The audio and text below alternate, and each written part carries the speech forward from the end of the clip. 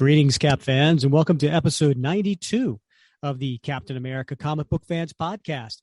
I am your host, Rick Verbanis, and as always, that's the best gosh darn co-host out there, I'm telling you. It's Mr. Bob Lucius. Hey, Bob. Hello, hello, hello. Hello.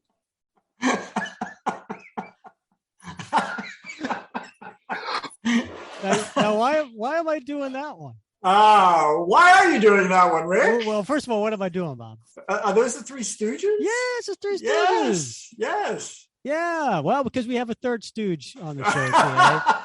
We have a guest in the house. We have Mr. James Foley. Hi, James. Hello. How you doing, Rick? Hi, Bob. You know, James, we're recording audio. You don't have to wave. Makes me feel better. I'm an instructor. I got to get engaged, get involved. Yeah, I almost said welcome to episode 25 because that was when we had James on the show originally, and that was 15 months ago. Man, time flies.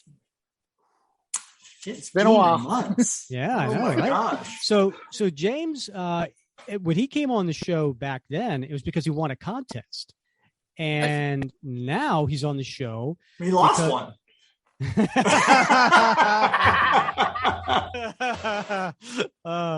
No, actually, look at that. Yes, so James is the show episode 25 dropped on April 14th of 2021, which just shot James, into the outer skies as far as rocketing his popularity amongst his friends and family, celebrity status, paparazzi, yeah, the whole thing. Yeah. And then 2 weeks later, he joined and became a patron of the show.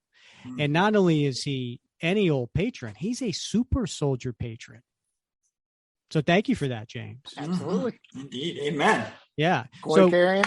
One of the okay, people who are listening at home, James showing things to the camera. He's showing cap related things, folks. Yeah. The cap. No, this isn't Jeffrey Toobin. This is cap related things. Yes. Yes. So he's showing his super soldier emblem, and of course what we sent him, which was the What Would Cap Do challenge coin. Right. Yeah. So James, tell us, why did you become a patron? Why did you decide to fork over your hard-earned cash to support the show? Really, to show you guys support. I mean, I've been a fan of the group since you invited me into the Cap Facebook group a while ago. I don't even want to guess how far back, but I know we were in the low hundreds when I joined. Mm-hmm. And I've been a member since and fairly active. I'm on there probably 3-4 times a day, checking stuff out and putting comments when it's appropriate and I can. Was the first one to make a comment when you guys launched the first podcast on iTunes. Have been a fan of you guys since you started the podcast. I've appreciated it. Give feedback on the Facebook page when you make posts about the fact that you've done it. I try and say what I liked about the episode or whatnot. And then when you opened up the Patreon thing, I felt like it was something I could do to support, just even if it's buying you guys a cup of coffee each or whatever. I just feel like being able to support the idea y'all and how much your love of Captain America just makes my Wednesday every morning when I'm driving into work a little bit better. Oh, we appreciate that. Yeah, that's very thoughtful. And you've been a patron, one of our longtime patrons. And so, I was number 2. Yes. Somebody beat me to it. Yeah, we'll give a little shout out to Grant. I think was that Grant or me? Yeah. And just so everybody knows, we are. Some people call it a not-for-profit. That's not us. We're a non-profit. We Right. A negative profit. Yeah. Yes. Well, Bob and I don't, make any money on this deal, but we do appreciate you and all our other patrons who help chip in to help cover our expenses. And I'll put a plug in. If you are interested in showing your support, you can go to our website, which is CaptainAmericaComicBookFans.com. And there's a place on there at the bottom of the page to get more information about how you can support the show. There's another level that you can do called the Shield Slinger level. And if you do that and you're on for at least 3 months, you will send you what would Cap do challenge coin as well. So, but super soldiers get to be on the show and they get to pick the topic. Now, we have been doing this series of The Captain by Mark Gruenwald, right? We started this in episode 70 and we did the Road to the Captain, which was introducing John Walker, Super Patriot. We started there with issue 327, and each one of these episodes we do 3 issues, and we're doing that all the way up to issue 350. So we're almost there in the series. But if you want to go back and listen to them, episode 70, 74, 79, 83, 87, they are all part of this. And if you're paying attention, you're playing at home, we do the first Wednesday of every month is our guest, our interview. Our second Wednesday has been this Captain series. So here you are. And we've got 2 more to go after this, but there's so much to cover today. So James reached out and he said, well, listen, if I'm going to be on a show, I want to be on this one because it's covering 342 to 344. Tell us why, James. So when I first started reading Cap as a youngin', there were a few different starting points, if you will. I picked up a couple from, the local convenience store, stuff like that. Never had a comic book shop anywhere near me when I was a kid. Everything was picked up at convenience stores, just off the spinner racks. So when I got to 340, the one with the Fall of the Mutants tie-in? Mm-hmm. That was the first one I remember actually getting, and then I missed one, and then I got 342. And my 12-year-old heart just fell in love with Vagabond for a minute until Diamondback stole it. Whoa. Not Viper? I didn't get the green hair, man. Bob I was in North Florida. All right, we ran in different circles. Yeah, green hair was. The eggplant was enough. But then also I remember 344 with the Ronald Regan on the cover, and my dad being very excited about what was I reading and having a conversation. One of the first comic books I ever had a conversation with him about, because he was trying to figure out why Captain America was going up against the president. So, and I got to tell him about it. It was kind of a moment. Did you start the conversation with Dad? Well, no, not in that house. No, okay. Well, that's cool. All right. Well, to check out James Foley's Secret Origin, go to episode 25. We talked about a lot of how he broke into being a Cap fan. Question on my mind is, you have Captain America issue 100 to now, and then you had Tales of Suspense 58 through 99. You're missing 2 issues. You said the Red Skull issues. Any luck since? Really? Nope. All right. I've got one Captain America comics from the World War II books. I've got number 25. Nice. So that's my baby. One more than me. But I still am missing those 2 Red Skulls, and I could get them off eBay or something like that. It's the thrill of the hunt. I know, right? Like, I could have finished Cap many years before, and I just kept putting it off and putting it off. I was like, yeah, but if I do, what am I going to do? And then I told you 5 years ago, right? I finished everything off, and I'm like, well, I can go Golden Age, I can go original art. Both are equally expensive. I went original art, and it's been a monkey on my back. So So I also tried to get Avengers, Iron Man, and Mighty Thor. So those have been the other ones I've been running in sequence with. Oh, very gosh. like the whole series. Yeah, so I'm missing 6 Avengers to go 1 through today. Wow, I'm missing, that's impressive. Yeah, of course it's 1, 2, 3, 4. Of course, the Kang issue, and then the 11 with Spider-Man. But then Thor, I've got a big chunk of them still to go, and Iron Man, I don't know it off the top of my head, but it's 6 sporadic ones. Obviously, one of them being Thanos' first appearance. Of course.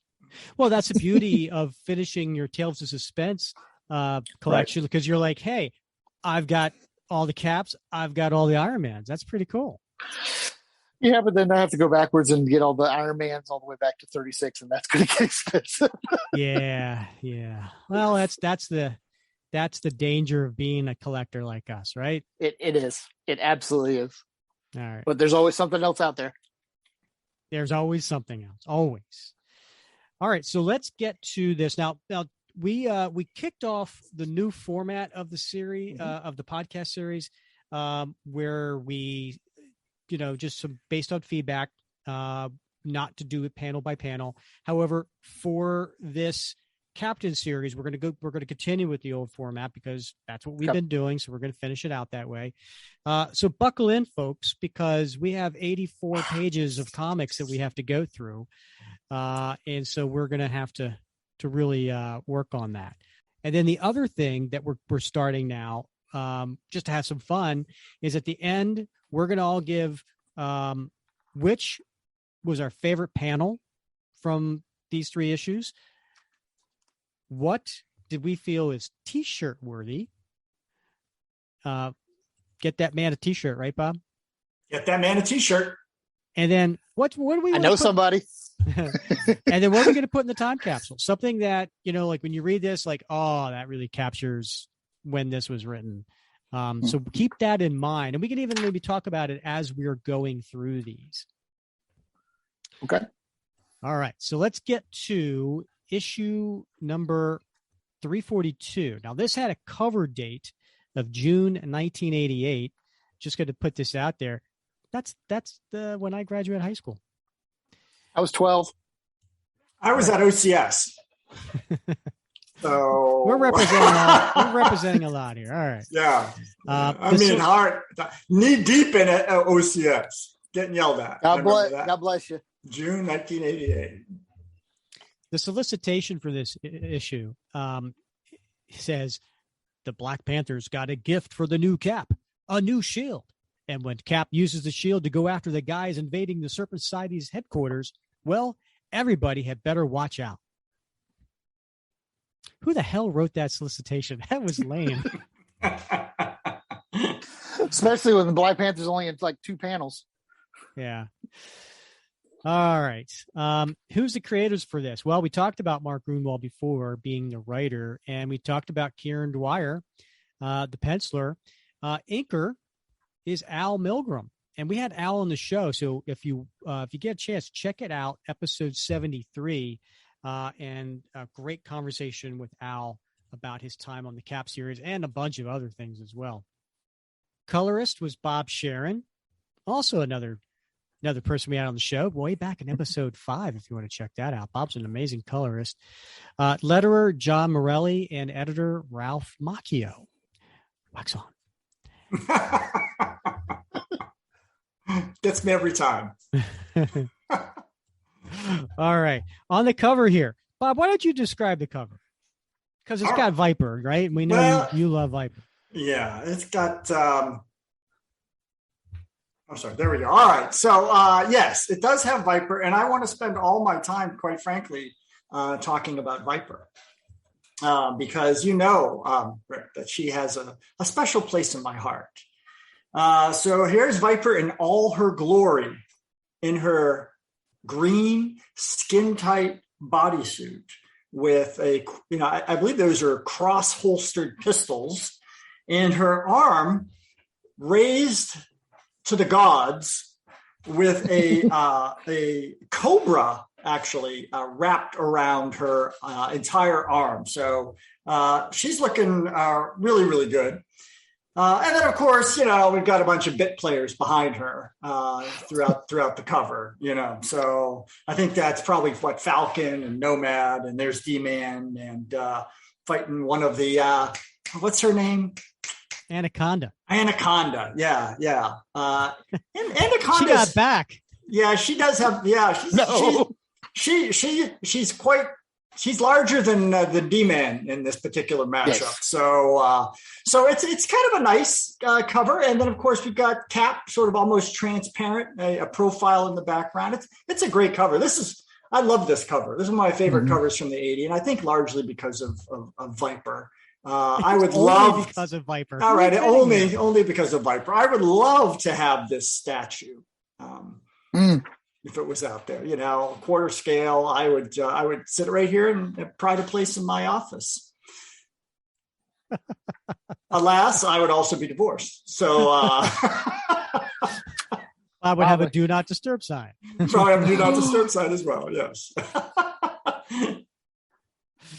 All right. So what's the title to this issue, Bob? Captain America, a Viper in Our Midst. I don't think so, Bob. No, that's the cover.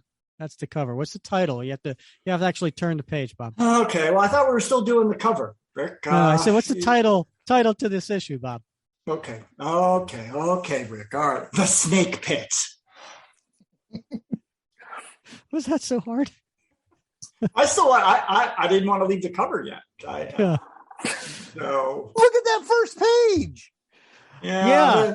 How did you not want to get to the first page? That is a very unique, interesting action pose that you are really missing out on by not flipping over the page. I know. Look how D-Man's flying. You're absolutely right, James. Yeah, that is the first thing my 12-year-old mind went right to. Mm-hmm. I don't know how this got approved by the Comics Code Authority. I have no idea. I know the way he's got his mask off. It's just expression. Okay, so for those who don't have this open at home, we already know this is going to be T-shirt worthy for James, but this. But 3 more pages. No. Okay. All right. You're going to snipe me already? We haven't even got to the page yet. You're going to snipe me? There's multiple ones. Go ahead. All right. So we got Vagabond here. Priscilla, I think her name is. Mm-hmm. She's on her back kind of shoulder, and she's got her legs up in the air. She's almost like in a sitting position, but she's kind of rolling on her back, and her feet are in the air, and she's tossing Dennis Stumpy, D-Man, away, and she yells. Hold on, folks. Rick's got to put on his reading glasses. You asked for a D-Man, and he's getting tossed. Now, does anybody want to describe what she's wearing or not wearing? She is. Yeah, no, you take it, James. You take it, buddy. She is wearing a red and white striped one piece bathing suit with a blue halter top with spaghetti straps falling off of her top. And the angle is in a downward direction, so you are seeing quite a bit of the one piece bathing suit. I noticed you forgot to mention the gloves. And boots. She has gloves? Oh, yeah, there they are. The domino mask. I mean, there's so many other pieces here. Oh, now that you mention it. But when you say it's zooming in on one piece, which piece of the suit are you referring to, James? It is zooming in on the... it's not even her posterior. It's the front of her, between her legs, coming into her a unique angle. I think that's technically, I think the technical term is taint. Yeah, maybe so. I was going to go with crotch, but okay. Yeah, okay, that works too, I guess. Yeah. All right. So Kieron Dwyer, and it's almost in the exact middle of the panel. It's like you can't miss it. So yeah, you were 12. I was 17. Yeah, I think we all looked at this and we're like, what? Mm-hmm. I'll take 2. It was interesting. All right. And basically, I'll go ahead and read the panel now that we've gotten through the Yes, image. sir. On a small estate nestled comfortably in the Santa Monica Mountains outside Los Angeles, a man and a woman work up a sweat under the midday sun. And again, he's being tossed, right? And then next panel, they're by the pool, right, in the backyard of this resort, or his house, his mansion, I should say. And he's pretty smooth, vagabond. Hey, how'd you recover so fast? I used to make a living with this rustling stuff, remember? Whoa! Try a scissors lock around his neck. And she jumps up and he grabs her. I saw that one coming, pretty lady. Oh, darn. And that leaves you vulnerable to a body slam. Let's see you wiggle out from under 250 pounds of muscle. And he does. He grabs her, but he's like a TV wrestler, right? So he's not hurting her. He's got her held in such a way that his arms are kind of taking much of the weight. And it makes a loud noise, Bob. Think I can't, huh? What if I find out you're ticklish? And she starts tickling his ribs. Vagabond. Now that's not a legitimate wrestling. Move. And then just then we got Nomad, Jack Barnes. No. Jack Monroe coming through the door. Now he's only got like half his costume on, but I would say pretty much apropos a wife beater t-shirt on. Yeah. Right. And he's like, hey, Priscilla, what's the devil going on here? I know, Matt. I was just showing your friend here some wrestling holds. Oh, Jack, I'll bet you were, bonehead. What are you going to do with that stun disc? And Jack takes one of his Nomad stun discs and hits him in the head. And he falls down, grabbing his head. Jack Monroe, what is the matter with you? That big bald dweeb was asking for it. And hey, if he can't dodge one of my stun discs, how's he supposed to dodge the bad guy's bullets? Dennis was only teaching me some fighting moves, something you've promised to do ever since I hooked up with you and never got around to. You want to see some fighting moves, doll? I'll show you some. Let's go, Big D. And he throws a punch, but Dennis ducks. I don't care if you can lift a truck. I'm taking you down. Let's not do this, Jack. I'm sorry if I was out of line. I really wasn't trying to mess around with your woman. I swear. Swear at this, jerk. And he kicks him in the solar plexus. And then Priscilla grabs Jack and she tosses him in the pool. You need to cool off. What? Priscilla, whoa! And a splash. What? I love your whoa! I was waiting for Bob to do the sound effect. I was just mesmerized. James, we'd be waiting a long time. If I don't prompt him, if I don't pause, if I don't give him a look, nothing. He's a Marine. Come on. You're right. It's required. Oh, he can't do anything without being told what to do. I tell you, when Rick gets on a roll, you don't want to get in the way. I don't want to interrupt it's artistry in action. This is true. It is irritating to listen. You don't want to upset the apple cart. So Jack's pulling himself out of the pool. Cute. Real cute. I sure have to admire a guy who lets a chick do his fighting for him. As for you, Pris, as far as I'm concerned, you and I are. What's that noise?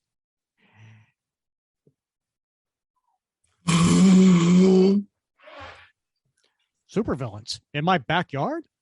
It's a UFO. If this is another lousy trick of yours, D-Man. But then we see Steve Rogers in his captain uniform, and he comes out through the door and he says, Relax, troops. And then and then this is, as I've always said, I'm a sucker for whenever you see a character doing a motion and you see them in the same panel multiple times. You get to see them moving and jumping and everything. Love that. And Kieron Dwyer nails it here as Steve comes out. He does a somersault onto the roof, and then he jumps off of the roof onto the diving board, and then from the diving board up into the aircraft. And he says, relax, troops. This baby's mine. Go ahead, James.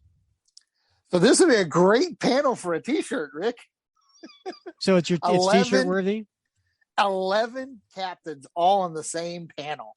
Mm-hmm. That is just spectacular.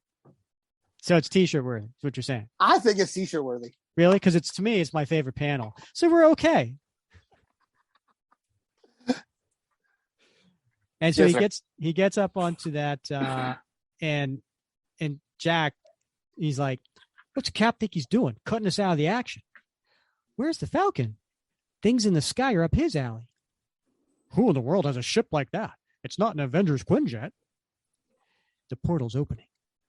"We better find Falk and get suited up in case Cap needs our help." "Who died and left you in charge, dud man?" So Steve gets into the ship and he sees the pilot and aide. They're Wakandians. "Sorry for the midair intercept, but it didn't look like you had room to land this thing without blowing out a window or trampling the flowers. Our liege sends his regrets that he could not be here in person, Captain. I am Kabali, and this is Madaka. Pleased to meet you. If you would come to the monitor, our liege would have words with you via satellite."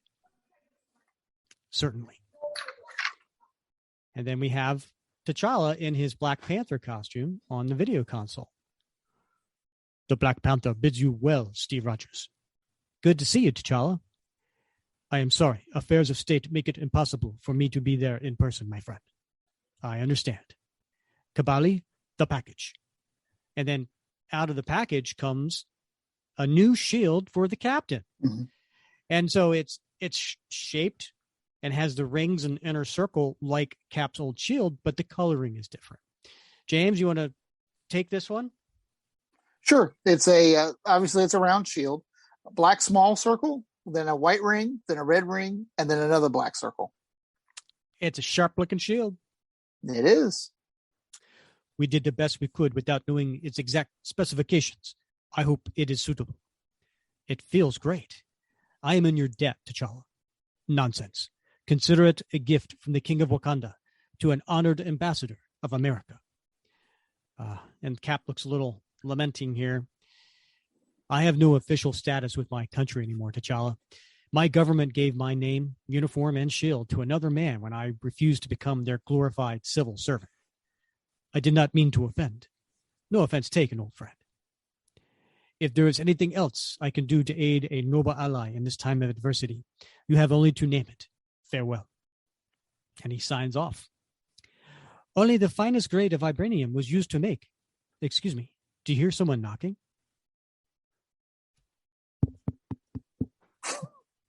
"I wasn't paying attention to the radar. Someone's atop the ship. I think I know who." And comes in the Falcon. Mm-hmm. "Kabali, Madaka, this is my friend, the Falcon. A pleasure to meet you. Sorry to drop in unannounced, Cap, but something big just came out over your hotline. That snake crook, Diamondback, called claiming the Serpent Society is under attack. Must be desperate if she's willing to call an enemy for help. I wish to ask you for one more favor of you, Kabali, a ride across this country. At your service, honored friend of our liege. Falcon, let's mobilize the others." Meanwhile, in the upstate New York headquarters of the criminal trade union known as the Serpent Society. So we cut back to where we left off in the last issue, and we have Diamondback, Rachel. She's looking at the monitor as the Viper and her allies are taking over the Serpent Society. James, do you want to maybe describe what the 12-year-old's looking at here? A girl with very pink hair, later called Eggplant, in a black, again, one-piece, almost like swimsuit leotard, with very 80s warm-up socks and tennis shoes. I feel like a need to, like, I don't know, like jazzercise or something. Absolutely. Let's get physical. Of course, that was like, 8 years earlier. Well, whatever. Right. Still a goodie. Rick, if I could make one comment too, before we go past the point with talk about the new shield. I found it interesting that when you talk about Cap's shield, the original was like an adamantium vibranium mixture. Mm-hmm. Iron Man makes him that shield that was all adamantium, and now Black Panther makes him one that's all vibranium. It is interesting. That's a good catch by you. Yeah, the original shield is a vibranium antimanium alloy mix, right? And no one knows how it was done. Although, if you've read the first issue of Captain America: Sentinel of Liberty that came out last month, apparently the shield is a big deal, and that's going to be a big part of the story coming up. And if you listen to last episode, our interview with Jackson Lansing and Colin Kelly, they talked about that a little bit. So if you haven't heard that, check that out. That will get into Cap's shield. Okay. My boss Sidewinder's still semi-conscious from the venom someone injected in him. And for all I know, Captain America doesn't make house calls anymore. It's only a matter of time before I'm... Time's up.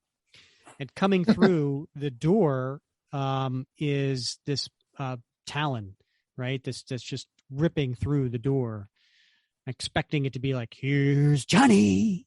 But, Sidewinder, how's that antitoxin I gave you doing? Sir, you really should get up. We may have to use that teleportation cloak of yours again. And she's looking at Sidewinder, who's in his civilian outfit, and he's unconscious. And then here comes another Talon through the door. Sir. Uh-oh. I recognize that hand and claw. Sidewinder, if you don't get it together, this society and you are doomed. Don't know about you, but this gig is the best I ever had, and I'm letting any roomies ruin it. And then she breaks through the door. Who is it? Fertilance. Thank you. So Fertilance comes through, and she's like, aha, so there you two are, cowering in this communications room. Our orders are to eliminate El Jefe. If you surrender, Diamondback, you will not come to harm. I believe that like I believe in Santa Claus. What does she mean by that?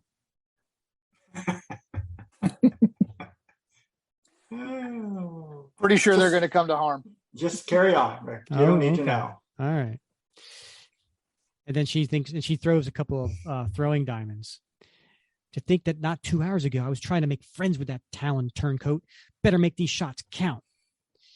And one misses and the other one gets reflected. I'm in short supply of these throwing diamonds. You missed. I won't. But she does. Can I quote you on that, Ferdy? Idiota. No habla español, estúpido. All right. Now she's ducking there, James. I don't know if the 12-year-old James noticed how she's ducking there. I do, but it's a well-placed heel. It is a well-placed heel. It is very well-placed heel. But there's other things on the page that took that 12-year-old's attention. Bless you, Kieron Dwyer. Bless you. Absolutely. And while you're off balance, I'd like you to meet my sidekick. And she kicks her in the back of the head, which then makes her go into the control panel with her Talon. And what happens? She gets electrocuted. Mm-hmm. Eeps, I didn't plan for that. And then she says, sure hope she isn't what? And then there's like a whip crack above her head making a sound, Bob. Oh, Rick, you caught me at a time when my computer had to reboot the page. Likely story. Thank you, James. And then we have just think Indiana Jones. Oh, here we go. All right. And then we have standing there a new one Coach Whip's the name. Flying. Oh, hold on. Flaying. I'm getting there. It's a flaying. Sorry. It's a flaying fish. Sorry. Flaying flesh. Sorry, I was flustered. We all were there. Coach Whip's the name. And I don't believe in clothes. Nope. Flaying flesh is my game. So who wants to describe her outfit?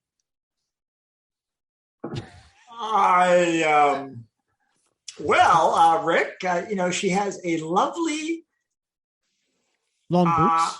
Yeah, very, very long gold boots that go all the way up to her upper thighs with some black trim. She's got long gold gloves that match, that go up to her upper mid arm, again with black trim. And then she's got this golden, I don't know what the technical term of that is. Is that some sort of bodysuit?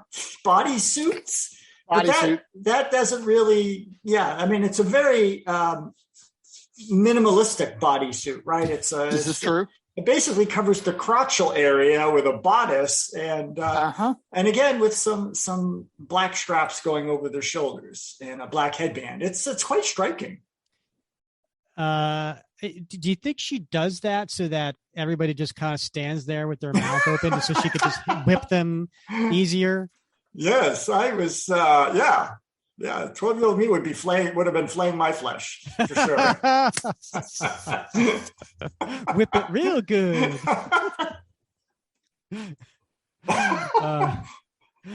Okay, sides, no ifs, ands, and buts. We got to cloak out of here now. If I can't dope out the circuits on this thing, we're snake meat. And so she runs over to him, and then just as they're teleporting away, the whip misses them.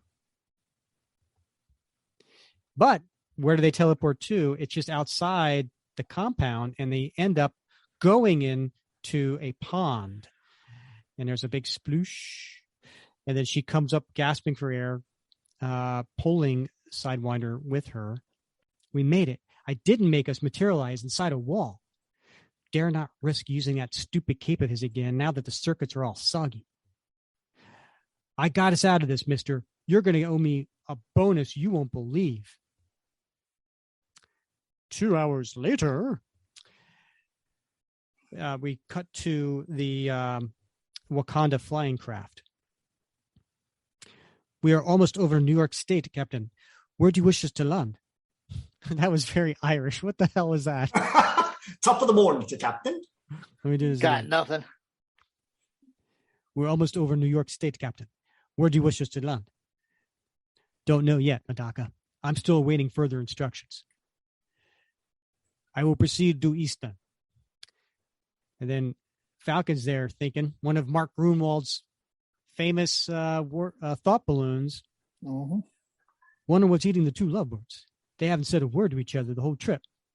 What if the snake woman doesn't make a follow-up call? Then we'll simply have to wait. My operators are transmitting something. Yes, this is it.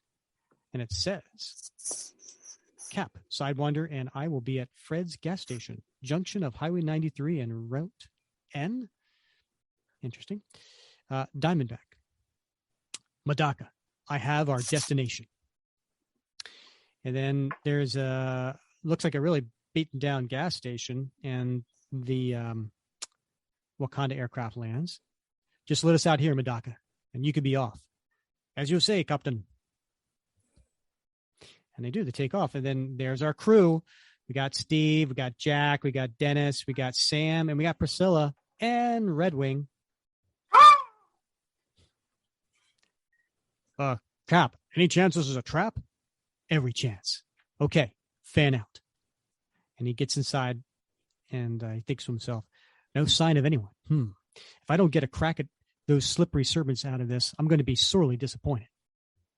And then there's a throwing diamond being thrown at the back of Steve's head, but he turns just in time to put the shield up. Diamond back. Ka-ching. Cap, it is you. I just had to make sure. What's with the black costume? It's a long story. Let's get down to business first. Sure. You know, you don't know how glad I am you got my message. those people with you, are they the Avengers? No, my hand-picked commandos. Where's Sidewinder? So this is what he looks like under the mask. Yeah, he was poisoned by I don't know who, like a rival snake gang invaded our citadel, barely managed to get us out. I gave him antitoxin, but he's still pretty out of it. Called an ambulance? No, I didn't want to call attention. What do we hear? And then the commandos found the gas attendant who was, I guess, tied up in the back. And what's Jack thinking to himself? Hot babe, an old flame of caps. Found this guy tied up out back. Ick, what color's her hair? Eggplant? Diamondback. He panicked when he saw us. I could have killed him, but I didn't. You know, you have a long way to go before you've earned my trust. Yeah. Sorry about this, fella. We'll be out of your hair soon. Vagabond, you'll remain here and accompany Sidewinder to the hospital. Sure. The rest of us will storm Serpent Citadel as soon as Diamondback tells us where it is. 15 minutes later. There's all sorts of perimeter defenses, but since I know where they all are, we'll be able to bypass them. Okay, Diamondback, take the lead. D-Man, the rear. Let's go. God, what a hunk. He's so commanding. And then Jack thinks to himself, this Diamondback is quite a cutie.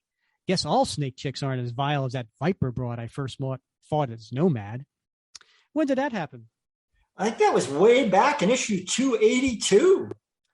Here's an interesting fact. Are you ready for this? I would love one. All right. So Viper, this issue, 342. Viper was first introduced in Captain America 110 back in February of 1969. So here it is almost 20 years later, and it's only the 23rd appearance of Viper in like almost 20 years. Isn't that crazy? Yeah, that's 23rd? Crazy. Yeah. 23rd? 23rd appearance in almost 20 years. And most of them were in Captain America. Because she was in Cap 110, 11, and 13. Right. Steranko issues. Then in 1974-75, she was in issue 180, 181, and 182. Now, get this. Her next appearance in Captain America, she goes from 181, 182 to Captain America 281 and 282. Isn't that crazy? Yeah. Almost like it was planned. Almost. And 283 as well. But, anyway. I love her. She's a great villain, Rick. Mm-hmm. Not only is she appealing aesthetically, but she's crazy as a cat. Love her. And she'll go on to appear in a lot more comics throughout the next decades. That's true. Yeah. I always love seeing her. Mm-hmm. Maybe it's just me. I don't know. Yeah, no, I think we all appreciate it. Didn't she make our top 10 Cap villains? She did, indeed. Yes. And if anybody wants to listen to the top 10 villains not named Red Skull, that would be episode number 9. Wasn't she my pick? I'd have to go back and listen. James. I can't remember all this stuff. I remember a lot of stupid things, but I can't remember who did what. That was mine. No offense. Right. I'll go back and look. I don't remember. So D-Man thinks to himself, sure hope I have a chance to redeem myself for my poor showing against that Superwoman. And that was 2 issues ago where he got afraid of Titania. Meanwhile, inside the Citadel. So we have Viper. She's got her crew torturing a couple of the other serpents. And then there's a couple more in the jail cell. And then, look at that. There's Coach Whip. Bushmaster, Black Mamba, you have only to renounce your loyalty to Sidewinder, and I shall set you free. Join with me as some of your fellows have, and I will let you share in my world conquest. And then we have Bushmaster. Now, Bushmaster, he doesn't have any legs. He has like a bionic tail, and he actually is like a big snake, but he has arms and a head. And he's being, tied to this torture device. And he's like, "Go stuff yourself, Viper." Puff at her. While you're keeping that tail of his from thrashing about, see what you can do about his tongue. You got it, Vipes. And then we have Black Mamba. Now, what's Black Mamba wearing? Well, surprise, surprise, Rick. It's another jazzercise bodysuit, but this time all in black with, of course, black boots, Mm-hmm. Yep. But there's a trend, apparently. You're a fool to think you can run the society as smoothly as Sidewinder did. The man was a business genius, and you, women, are a fool. And she thinks, Black Mama thinks to herself, I keep trying to pluck an image of someone she loves from Viper's mind so I can use my power against her. But there isn't any. She loves no one or anything or nothing. It is obvious I shall never persuade you, Mamba. You are Sidewinder's woman. And whose woman are you? A maggot's? Let's hear your witticisms now. And she bites her neck like a vampire. Mm-hmm. And then she goes over to the other one. Don't worry, I haven't forgot about you, legless freak. And she bites him. You have less than an hour to change your minds about joining me. Then you'll be dead. Come, Slither. Puff at her. Coach Whip. Take them off the rack and prepare the last two. So someone describe Slither for me. Slither is a animal type, anamorphic, I guess. So he's got a snake head, long neck. He does have arms and legs, but they are out of proportion for what someone would normally have. And he's crawling on his hands and knees as he follows behind her. A very long time. Mm-hmm. All right. So then we cut to this area, I guess the hangar where the ships are. And there's a truck there with a bunch of canisters. And Anaconda is unloading this, and they're all like putting these in various snake vessels. Snake ships? Yeah. What's in this stupid cans anyway, Rattler? Snake milk? I don't know. Some sort of venom, I guess. Hey, Anaconda, if you're so curious, why not ask our new boss? Here she comes. Copperhead, as soon as you're finished loading, take Cobra and Boomslang and proceed to this dispersal point I briefed you about. Black Racer, I want you to search the hospitals in the vicinity. We have to be certain Sidewinder wasn't taken to any of them for treatment. You got it. The rest of you, aid the launch of this garishly designed craft. And then Black Racer goes off. Now, Black Racer, for those who don't remember from previous issues, she is just a very, very fast. She that's her speed. She runs really fast.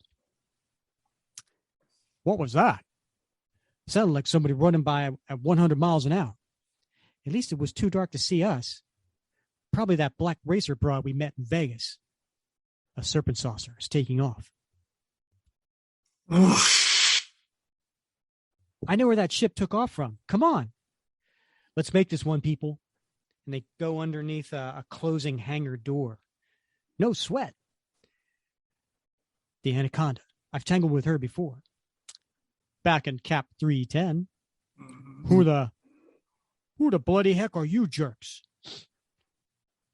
Anaconda, you're free. Look, I brought help. You did you? That sure looks like the Falcon, one of the Avengers, and that stooge with the stripes. They're here to help us repel the invasion. Whoever's out there thinks Anna's alone. Let's take them. No need for help, Daimi. Invasion's over, and our side won. What? She's lunging for me. And up there, Rock Python and the Rattler. And the Rattler's got like this motion coming out of his tail, kind of like a vibration thing. And Cap puts up his shield, the Rattler, vibrating his tail. Look out below. Come to mama, you dim little bim. And Anaconda has those arms that can just kind of like, wrap, kind of like an anaconda snake, and goes around her neck and pulls her close. You do anything funny, Stripes, and I'll squeeze her like an overripe tomato. Dumb. I let her get me. And then Jack sees one of the snake villains up on the top. Some kind of steel ribbon snaking around my legs. Got to take that sucker down. He throws a stun disc and hits him. And then Sam's getting hit by the Rattler. Feel like I'm being shaken apart. Red Wing, distract him.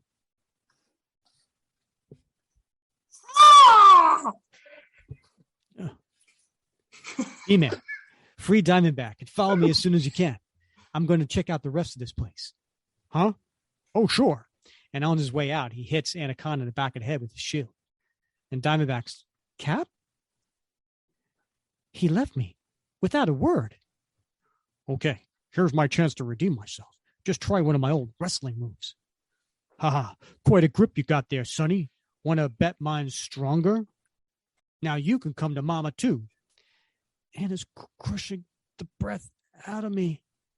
One chance, my acid-tipped throwing diamond. And she pricks her with it. No! She let go. And just then, D-Man flips her. She's all yours, Big D. You're not ditching me that easily, Cap. And she goes chasing after where Steve ran. Falcon comes up and kicks one of the guys. Got him. But then the one that Jack hit with the stun disc is down on the ground. And then Jack's on top of him. Oh, did I accidentally smash your face with my stun disc? I'm sorry. What's that? I did it again? Oh, my. So then Steve's running around room to room. The rest of them have to be in one of these rooms. Let's see. Who's not been accounted for? The Cobra, the Asp, Bushmaster, Cottonmouth, Black Mamba, plus the 4 we encountered in Las Vegas. Copperhead, Fer-de-Lance, Puff Adder. And he comes across Puff Adder, who's in a room just hanging out. And how would you describe the room, guys? So I found it neat, the fact that it has spa on the door. But then you go in there and it's like a running waterfall with like some vegetation, snakes hanging off of tree branches, other snakes crawling around, crawling into the pool. So I don't know how they do their relaxation. That would flip me out. Not my idea of relaxing. Can a guy take a break in peace? What? You, the do-gooder in Vegas. Nice to be remembered, fella. And he throws the shield and knocks him into the pond. The shield doesn't have quite the same rebound as my original. I'll have to compensate for that. And Puff Adder apparently can't swim because he's there. Glub, glub, glub. Snakes filled with blow. And then just then Cap turns and he's about to strike, but it's Diamondback. Whoa, chill out. I'm on your side, remember? Just a reflex. Let's go. So that's it. Puff Adder's done. He falls into, he gets a little, that's a secret, Achilles. He gets wet. Yeah. Gloop, gloop, gloop. So they're running up the stairs. Wasn't very gentlemanly of you to ditch me the way you did. Anaconda might have killed me. I had perfect confidence in D-Man's ability to free you. And any idea where this ringleader of this raid might be? Soon. And he breaks into a room and there's Viper and Slither. This is in the torture room that they were before. Diamondback guessed right. And as I suspected, the Viper is behind this. Who? Captain America. And the deadly Diamondback, Green Jeans. And Slither says, Mistress. Coach Whip is like, what? Get him, Slither. Get him. Of course, every time she says that, I want to be like Mr. Burns.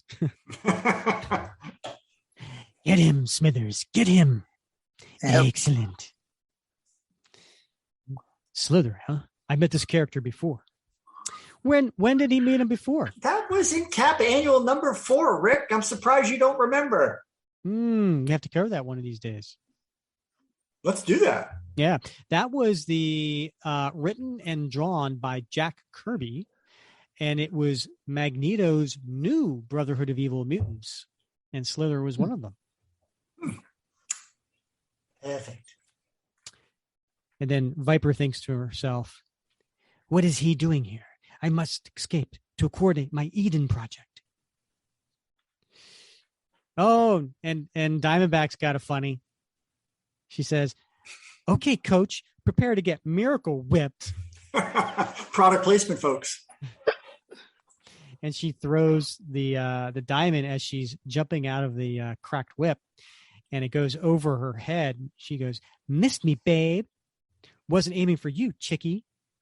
And the projectile snapped open the manticle.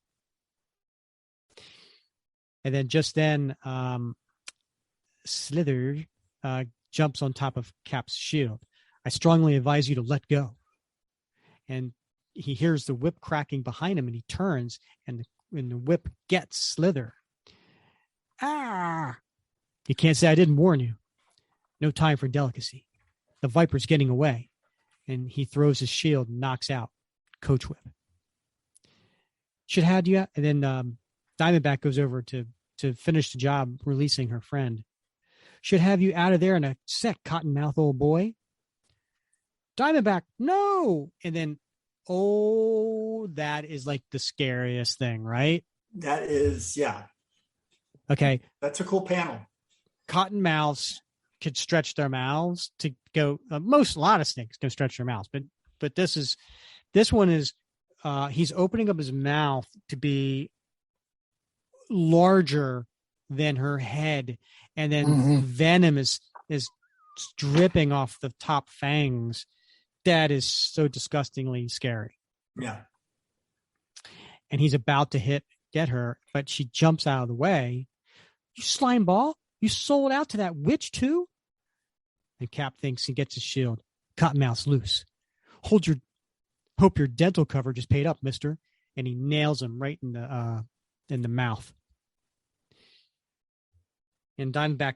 Oh, and by the way, did anybody notice that he didn't snap her head, but one of the straps holding up the top of her outfit? Oh. James has got the biggest smile on his face right now. So while I was reading it, I noted the fact that how many times they drew it with the strap tied in a little knot later on.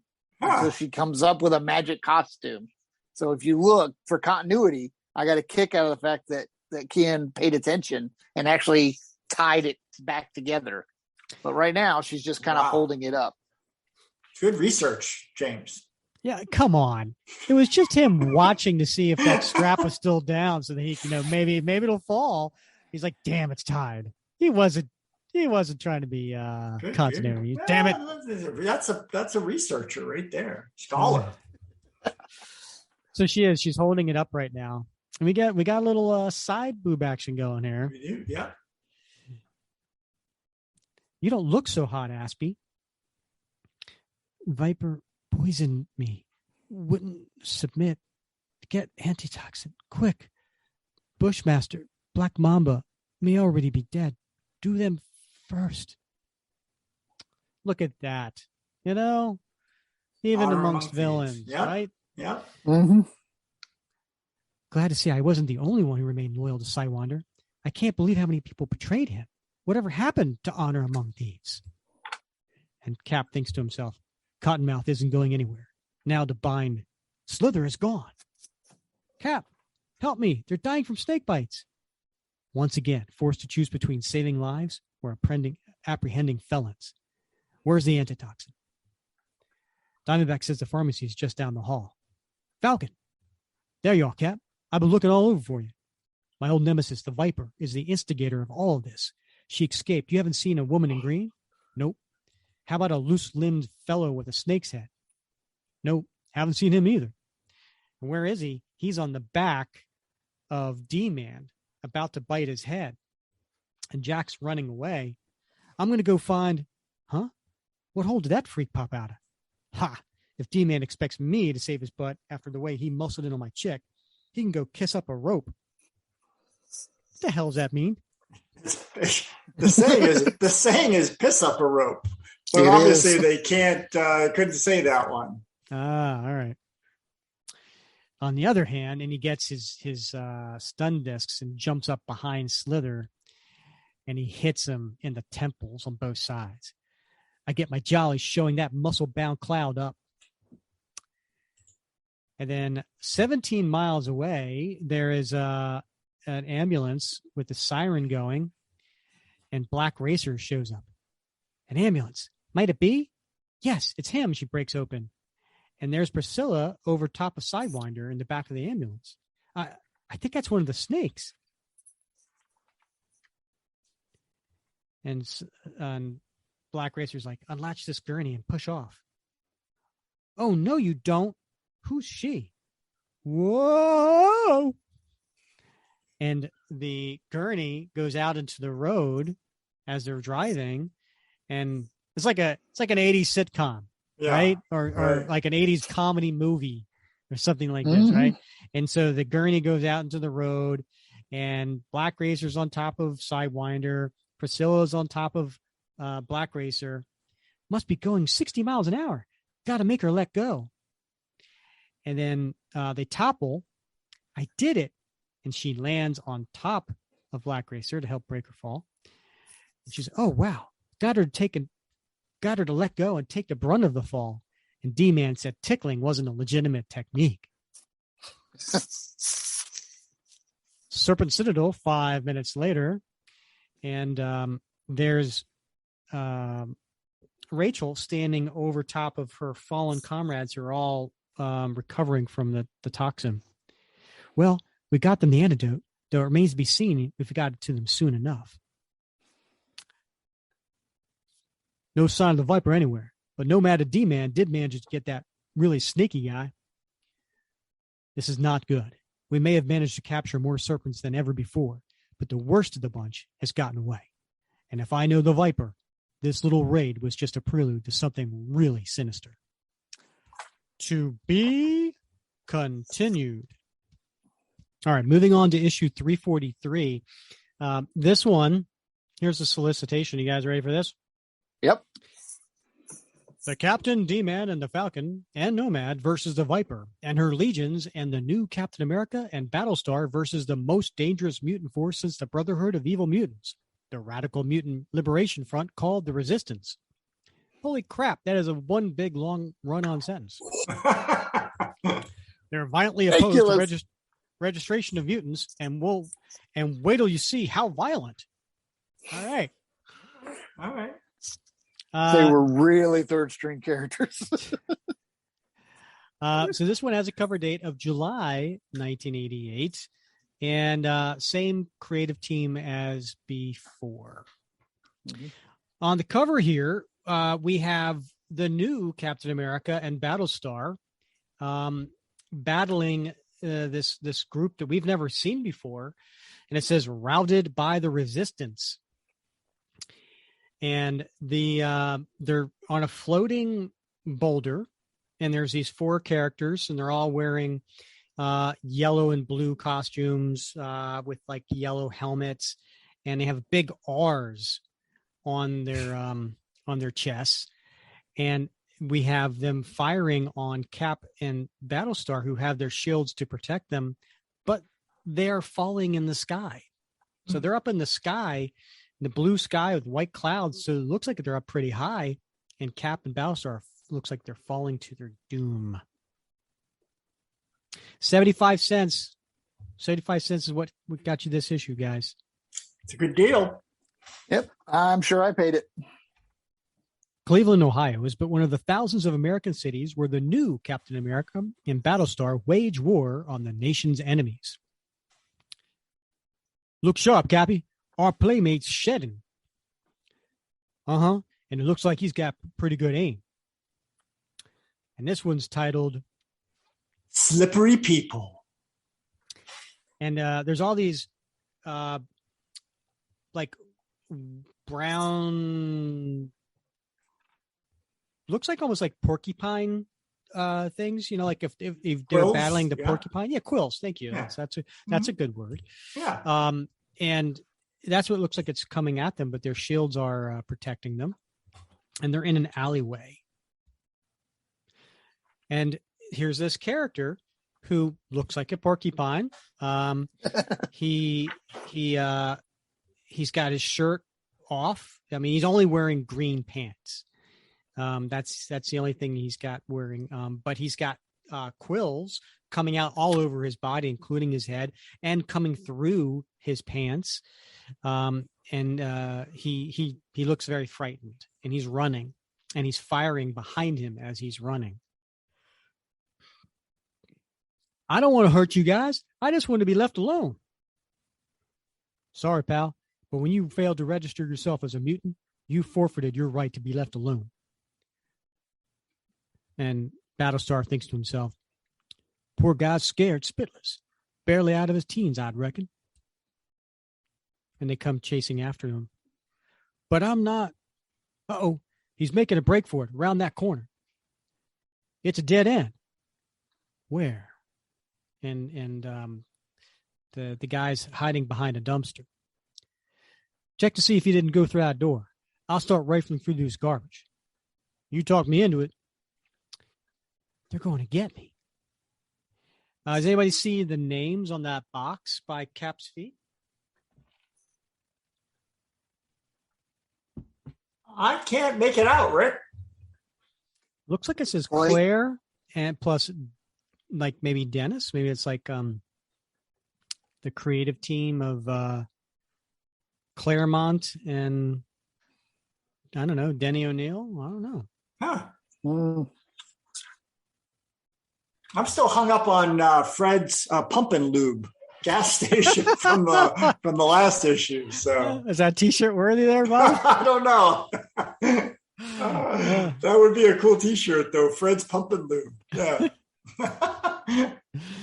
And then so this guy he throws some more quills at Cap and Battlestar. They'll lock me up, maybe execute me. No, I can't let them take me. And he hits Battlestar, and Cap yells out, "Battlestar!" Yeah, ow! Yeah, that was good. You okay? Yeah. Don't think they're poison, but they sting like a son of a. Okay, mutant, this is going far enough. And he's climbing up, a fire escape ladder, but Cap just grabs the bottom of the ladder and he rips the whole thing down. Then John rips a door off, I guess, on the building here, and he puts it on top of him.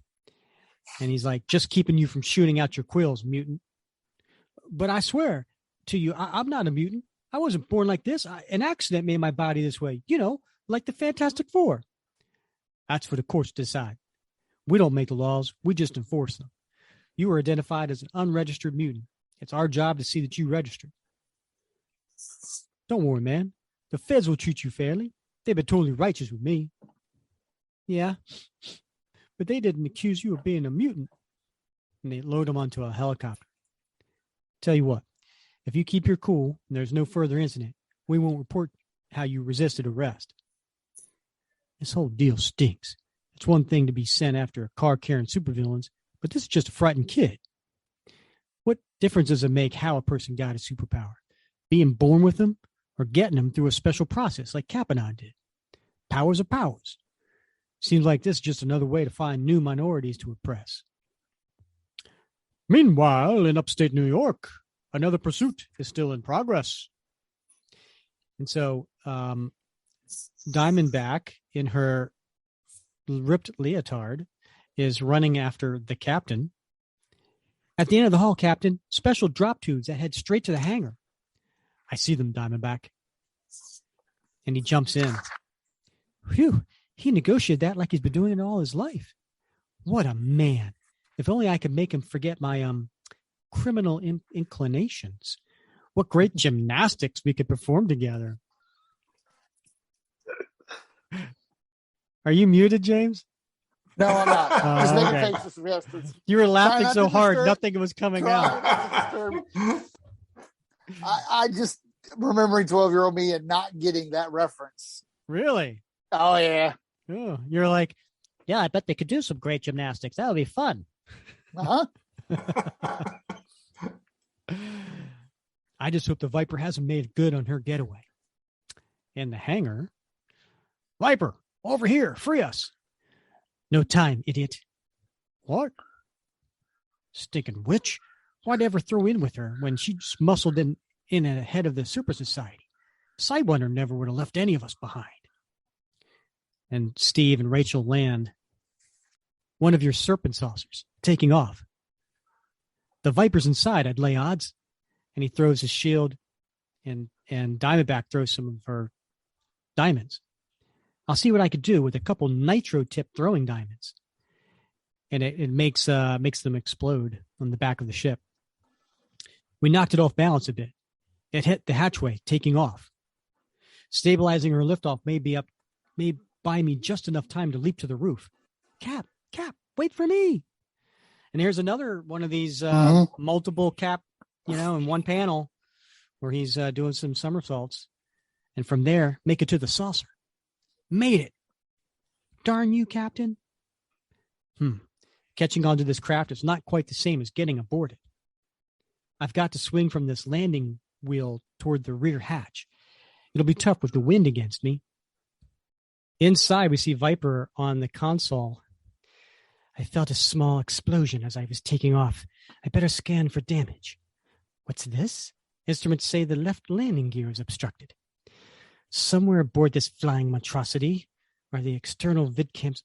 Here. And she hits the button that says external vidcam. What? Him! The man I believed to be my arch foe, Captain America, in disguise. Wish he were beneath one of the exhaust vents so I could blow him off. But there are other ways of dislodging annoying jetsam. And that's a pretty scary looking Viper right there. All right. It's not her best panel. I'll admit to that. This is true. He's pretty spooky looking, right? Yeah. Those fangs, those eyes. Well, a lot of the shadow and then also the pointy fingers with the claws there. Yeah. And so she pulls on the throttle, and we see Steve on the outside. Whoa! No, I'm just kidding. It's just a whoa. Whoa! She's opening up the throttle, trying to really pick up speed. And I still haven't gotten myself a good grip. Got to hold on at all costs. I can't let a madwoman like the Viper get away. And nearby, we see Sam flying with Redwing. Blaster Redwing. A Falcon's fast, but the flying saucer may be faster. If only I'd heard it take off a minute sooner, I might have been able to catch it. But I was way on the other side of those serpents' hangout. Guess none of my partners heard it in time to do anything about it either. It's getting too far away, even for my 2020 peepers, to keep track of. Come on, Redwing. We may as well turn our tail feathers around and yo! And one of the serpent ships is right there on top of Falcon. And the door opens up. And Nomad comes out. Fal, come on, get in. Nomad. He, Cap, and D-Man must have commandeered one of these other serpent ships. Hey, where's Cap? Diamondback there at the controls thinks Cap made it aboard the Viper's escape ship. And since these ships all transmit a special homing frequency, the Viper could fly to China and will still be able to follow them. And then we have Slither there, who is tied up. I had that Diamondback chick pegged to the self-serving sleeves. But there she is trying to help us nail the Viper. Let's cruise, DB. You got it, Mr. F. The Viper isn't half as familiar with these flying funhouses as I am. I'll catch her. And who's this? Let's talk about the... Oh, yeah. Nice attention to detail, James. That was the first time I've seen the fix. I wasn't even looking that high. Touche. Her diamonds are here, Bob. There they are. Yep. Yes. Which is the other thing I was going to comment on. In her leotard, she seems like she's pulled out 10 of them already at this point, and I ain't figured out where they're coming from. But she was able to reload. Indeed. And And who's this? The Viper called him Slither. We brought him along so he could pump him for info. I figured the Viper must be up to more than just raising the Serpent's headquarters and poisoning everyone who didn't sign up with her. Of course, according to this guy, the Rattler, she sent 3 snake guys ahead of her with canisters filled with something, snake venom maybe? You have any idea where they're going, DB? Not a clue. I was against the Viper the moment she broke in. Then I guess it's up to our squirmy little friend here to give us the lowdown. You'll get nothing from me. I'd sooner die than betray my mistress. We'll see about that, freak. And Jack does the quintessential taking the fist and putting it to his palm and pounding it. No matter, I'm not sure Cap would approve of it. Stuff it. Elsewhere, in the helicopter with Cap and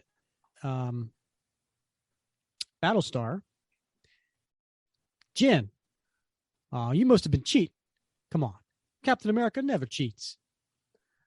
Captain, bogey sighted at 1 o'clock, moving in fast, very fast. What?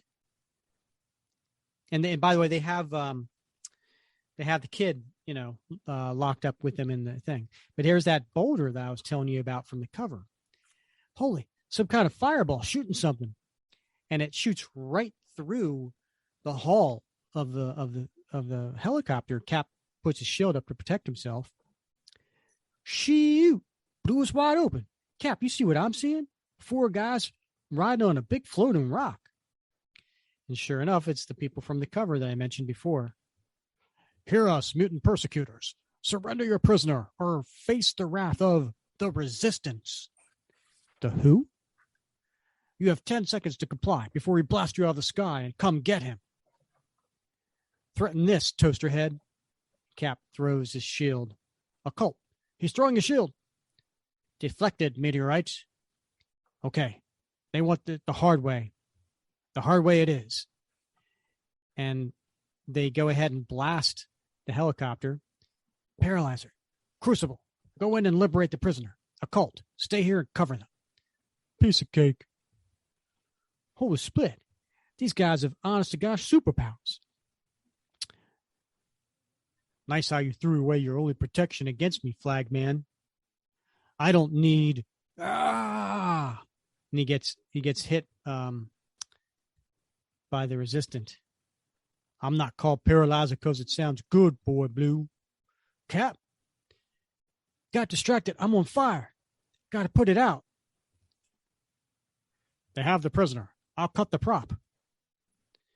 And they did. They take the prisoner onto the rock with them. Cap, you okay? Get up. Why are you doing this for me? Mutant registration must be resisted. We want you to join our movement. Cap, the chopper's taking a nosedive. Get up. And it is. It's going straight down. Then we cut to the Viper's ship. Viper to Copperhead. Do you read me? No answer. I can only assume that he, Cobra, and Boomslang are away from the ship, carrying out my grand plan. Leadership of the Serpent Society would have given me choice operatives for future campaigns, but I may have no need for future campaigns if this one succeeds. Do not fail me, Copperhead. Then we cut to Washington, D.C., and there is Cobra sticking his head out of something. The coast is clear. They're coming out of a manhole. And Copperhead's, don't crawl away empty-handed, Cobra. Don't tell me what to do, Copperhead. I was taking on the likes of Thor when you were knocking over candy stores. Still, the Viper put me in charge of this operation. I ask you again, what's in these insipid canisters anyway? Snake venom? Are we here to poison the capital's water supply? If Viper wanted you to know, she'd have told you. Sniveling runt. None of the original serpents were as unctuous as him. Why did I have to throw in with him and the Viper? I've worked with her before. She's as sick as they come. Here you used to be a lab assistant, Cobra. Why don't you take a sample of this fluid and analyze it? Why don't you shut your face, Twerp? I just don't see where the money is in poisoning a city. And then these 2 guys that work there come running out. Hey, What are you doing by those purification tanks? Dan, wait. The funny way they're dressed, I don't. And they get taken out. Stupid moves. These boyos won't be sounding any alarms. I finished dumping. Come on. It's a long crawl back to the ship. Meanwhile, and then we see the two snake ships. What'd I tell you? I'm almost up her tailpipes. And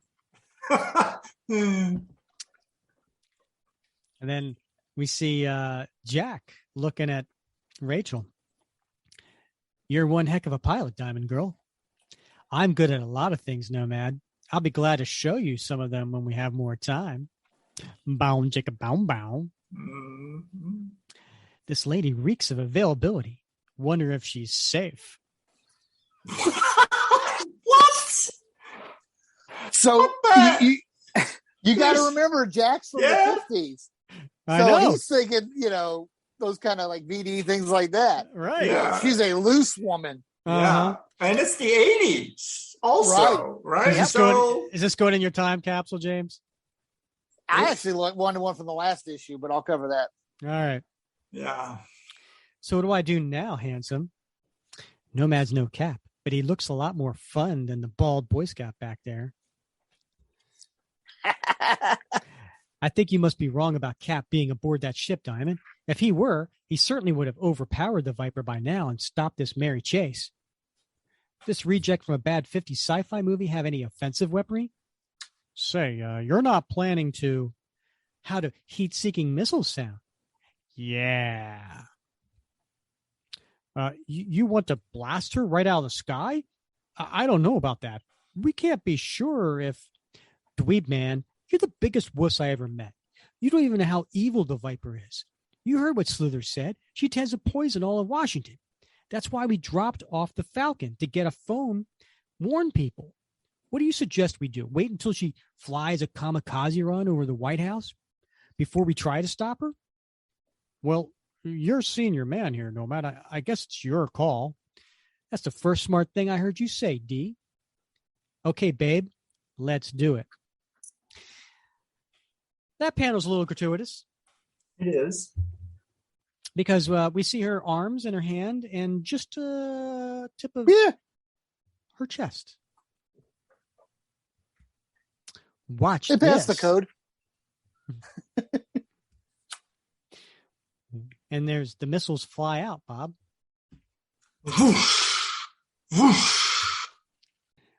Missiles. Radar shows they shot missiles at me, those buzzards. Can't seem to shake them. Where are my rockets? Wham! I've been hit. Those accursed swine.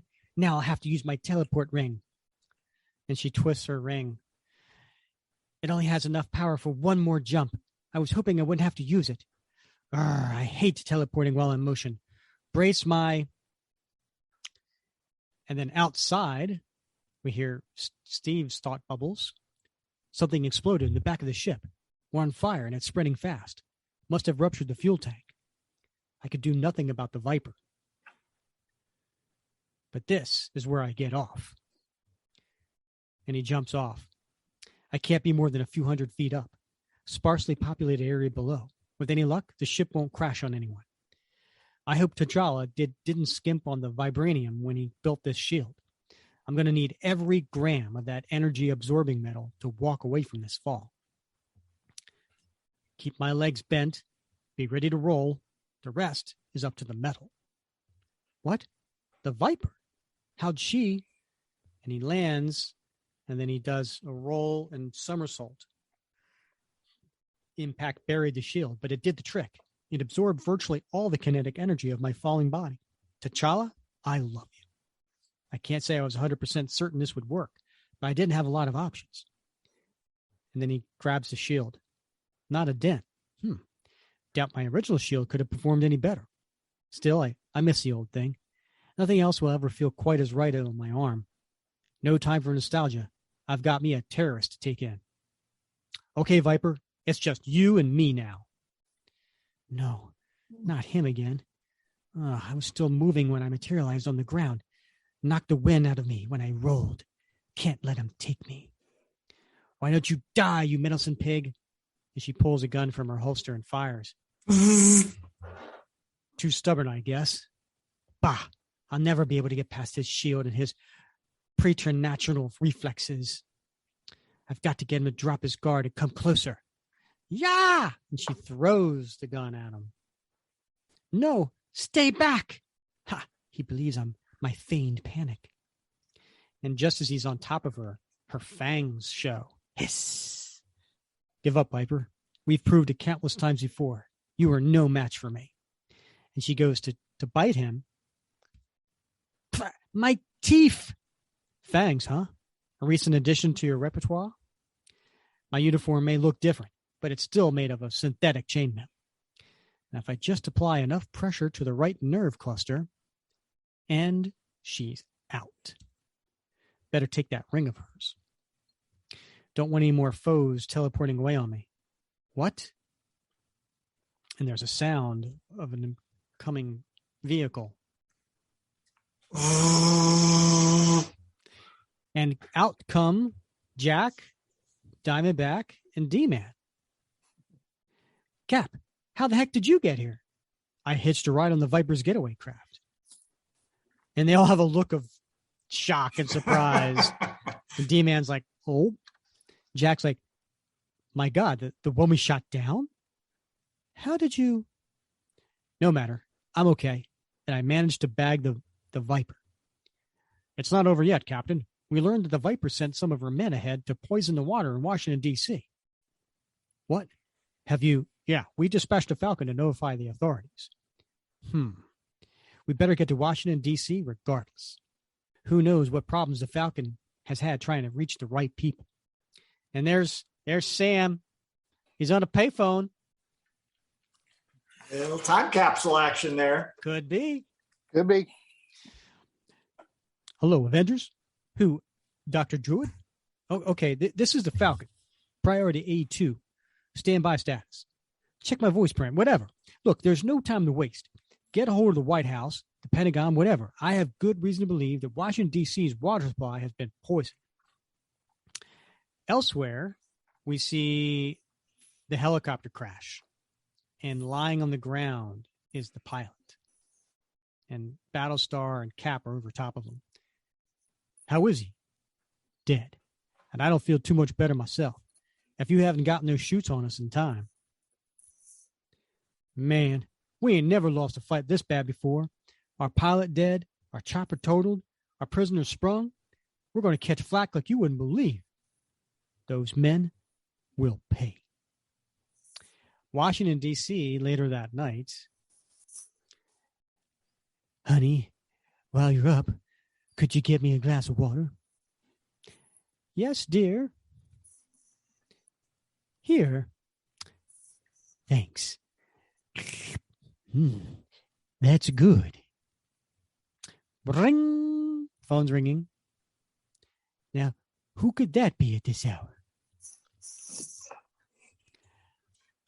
Next, don't tread on me. The fact that we get to listen to you do Ronald Regan is absolutely worth the price of admission. Yeah, buddy. Next episode with Ronald Regan and the serpent accent, I can't wait to hear. Oh, and I've never done it. I didn't practice it or anything. It's going to be on the fly. Oh, priceless. All right, so I have a question, guys. Okay. We've had this conversation before. Super soldier, superhero, right? Gruenwald tends to have a superhero. He doesn't kill. He does. Yep. But why did he just nothing I can do about the Viper. Guess I'll just jump out of the plane now. Like, he didn't even bother trying to rescue the Viper. He's been flying all that way and hasn't even been able to get into the ship. Yeah. So now that it's on fire, I don't see him being able to do anything else at that point. He's basically saying, I got to cut my losses. Okay. It's a good point. You got to survive to fight another day. Okay. Yeah. All right. Fair enough. Good point.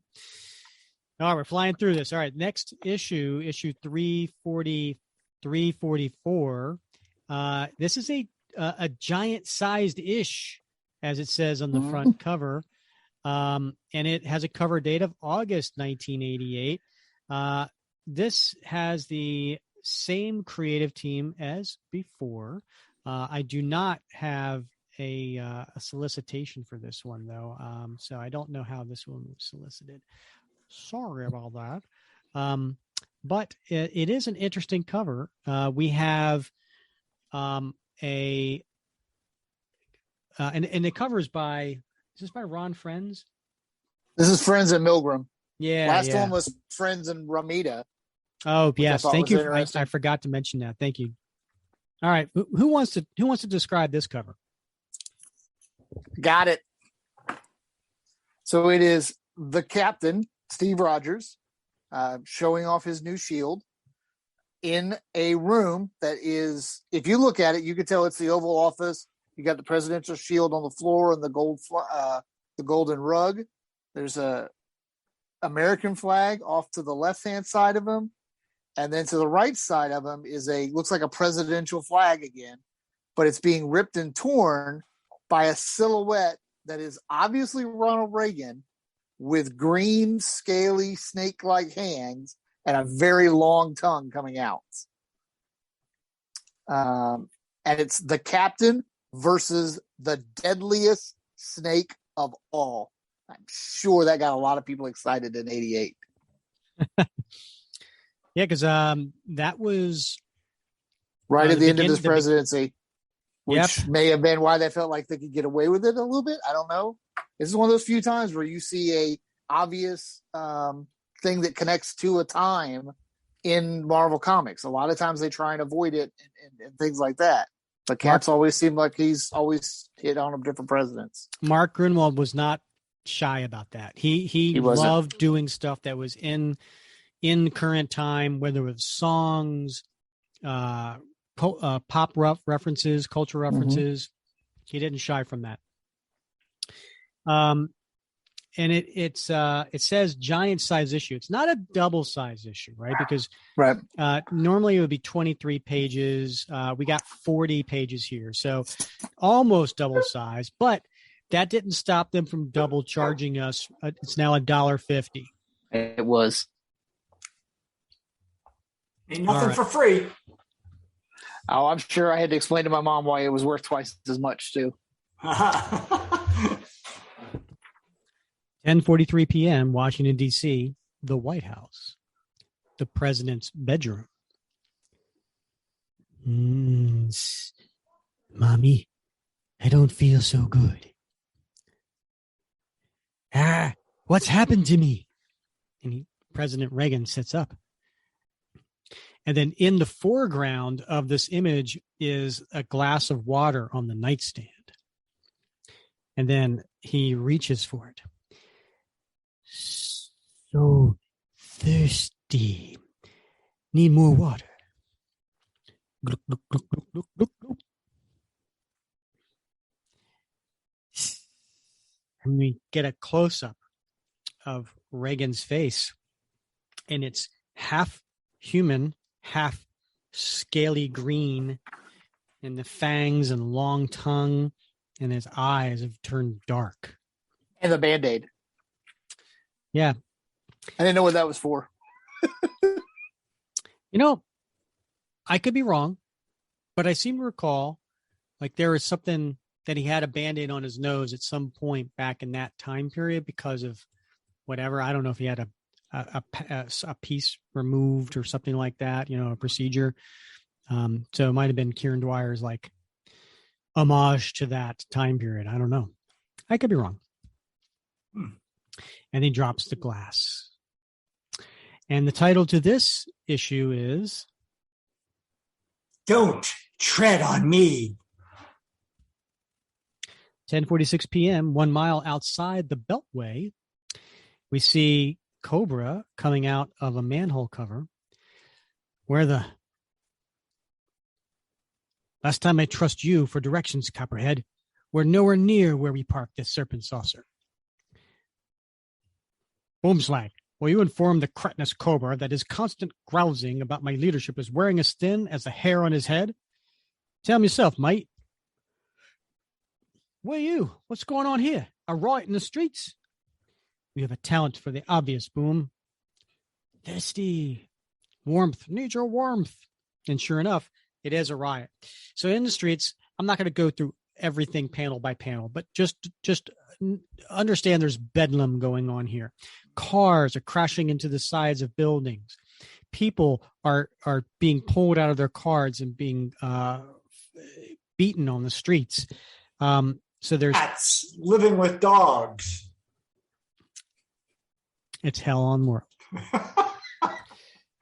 And so people are getting, fire, smoke. It's bedlam, I tell you. But these three serpent villains are just cutting their way through them, hitting and shooting people getting in their way.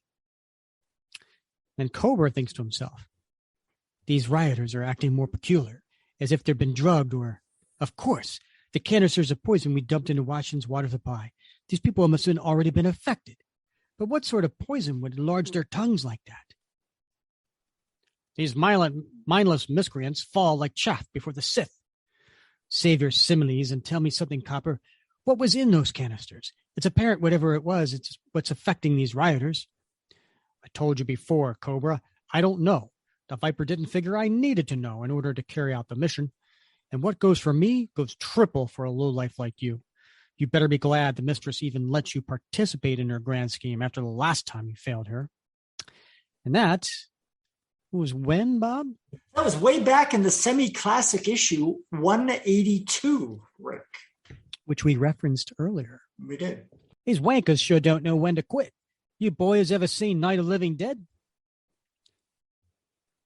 Look at this. The rioter's skin is greenish and scaly, like a snake's. That was no poison we put in the water. It was some sort of a mutagenic chemical. No, you don't, Ace. I just don't understand the point of it. The Viper doesn't need a point. She's a nihilist. What's a nihilist, Bob? I think that's somebody who, if I'm not mistaken, doesn't like any order whatsoever, is a complete opposite of any order. Not even an anarchist. An anarchist doesn't like any organized control, but a nihilist doesn't want anything, hates everything. I don't know, James. What do you think? Does that work for you? Does that pass? Yes. Yeah, absolutely. So her whole thing is just absolute anarchy, chaos, destruction of everything. There's our craft. About time. I want to get out of here before the National Guard shuts down the town and makes it difficult for us to sneak away. I'm piloting. With your great sense of direction, you'll land us in the Potomac. Spare us with your witless witticisms and start the engine. Diamondback. And there we are. We see Diamondback sitting in her leotard in one of the chairs. And then there's the captain in another, holding his shield on his lap. What's your hurry, gentlemen? Call him the captain, Kobe. Ask your questions to their corpses, you idiot. And Copperhead fires some things out of his tips of his fingers. But Cap deflects it, and he smiles. Idiot, such respect your supers have for one another. Mind if I show you the same respect? And he comes and he punches Copperhead out. Time for your dance lesson, Clausy. Let me give you a few pointers. And she throws some diamonds. But Cobra thinks to himself, she purposely threw her diamond tips high. Regard for our past friendship? Bloke in black looks kind of like Captain America. Thought he wore blue. No matter. He's going to be black and blue and red all over when I'm through with him. Oh, they're so clever. That snake man I've never met is throwing some sort of sickle. And he throws it, and he knocks the sickle back into the snake man. I'm really disappointed in you, Cobra. I can't believe you threw in with Viper when she took over the Serpent Society. I cannot believe you allied yourself with that star-spangled fool, Diamond. At least he tried to save the society from those hooligans. You have me all wrong, Rachel. I haven't really betrayed the society. I'm a double agent for Sidewinder. You must believe me. You must let me go so I can prove myself to you. And she falls back. Cobra! Once I slither into this torpedo tube, no one can stop me. And he comes out on the other end outside. I'm free. And over there is a second serpent saucer. The one Diamondback must have used to home in on ours. I can use it to make my getaway. And he goes in there, but we have D-Man and Nomad there standing over Slither and Viper. What? Oh no, there's more of them. Nomad, look, it's the Cobra. Don't just stand there. Grab him. Free me, Cobra. Okay, Viper. And he shoots at Viper, but just as he's about to, Nomad throws one of his discs and knocks whatever he was shooting at him out of the air. I don't know what it is. Bah! Nomad deflected my Cobra sting with one of his throwing discs. The fool, had he not interfered, the Viper would have already been dead. And instead, it frees her shackles. And just then, Cobra ducks underneath Nomad and D-Man, who hit themselves in the head. I've been eluding costume clowns since you two were in knee pads. Come on, D-Man, get the lead out. According to Cap, the Cobra is the slipperiest of the snake crooks. He'll have to go through me to get to the door. I could finish them off, but every second I waste gives the accursed captain more time to get here. 11:33 p.m., and we have Jack with his finger in D-Man's face yelling at him. Nose going, dunderhead. You let the Cobra get away. How could Cap ever have considered making a clumsy moron like you his partner is beyond me. But and then Viper's like, the shackles, they're off. You stay here and see if you can manage to guard our prisoners all by yourself. I'm going after the Cobra. Well, okay. Nomak took a dislike to me the moment we met, and working with him these past few weeks hasn't changed his opinion one bit. Still, don't have the slightest idea why I rub him the wrong way so badly. Maybe it's jealousy? Ding, ding, ding, ding, ding, ding, ding, ding. And then the whole time, Viper is sneaking up behind him, and her fangs are showing. Whatever it is, it's obvious we can't work together anymore. One of us had better leave. The question is who? Maybe we should let Cap decide. No, it's pretty uncool to make him choose between his friends. I guess I better. And Viper bites him. Ah! So I complimented him before for continuity. And then this one, her fangs broke the last issue on Cap's arm, but they're miraculously healed in this one. Well, maybe they're organic. Maybe they grow. Like if you knock out a fang of a snake, a new one will pop in. That's true. Okay, possibly. Okay. Or am I thinking of sharks? Sharks definitely, but I thought snakes do the same. Okay. 11:42 p.m., the office of the chairman of the President's Commission of Superhuman Activities. And we see him sitting there, and there's pictures of all these different people behind him, including like Freedom Force and so on. Have we forgotten how to knock, Raymond? Douglas, are you in? No time for protocol. I just spoke with the Avengers. They claim that terrorists have tampered with our water supply, poisoned it. Oh, and he looks at a glass of water on the guy's desk. You haven't mineral water imported. Any possibility they're mistaken? Exceedingly slight. You've alerted city authorities, I trust? Yes. Good. I better call the president. No answer. Odd. That's his bedroom extension. I'd better call the service, have them look in on him. Oh, and Ray, I don't want the Avengers in on this. They can't be trusted in matters of national security. You inform them of that. You hear? We have our own people to handle these situations. Captain America and Battlestar. Mobilize them at once. That will be a bit difficult, Douglas. They're out in the field somewhere, rounding up unregistered mutants. They're 2 hours overdue reporting in. 11:45 p.m. somewhere in Pennsylvania. And Cap's just putting on a phone off the side, emergency phone. You get through? Yeah, finally. Had to leave a message. Mr. Sandwich wasn't there. In bed, I imagine. His secretaries dispatched another chopper to pick us up. They want us back there pronto. Some kind of crisis is going on in the capital. Wait a minute. 4 freaking mutant liberators blast us out of the sky, kill our pilot, steal our prisoner, and total our chopper, and they're not going to let us follow up on it? Man, I'm getting real fed up with their jerking us around all this time. The commission really must think of us as their brainless puppets.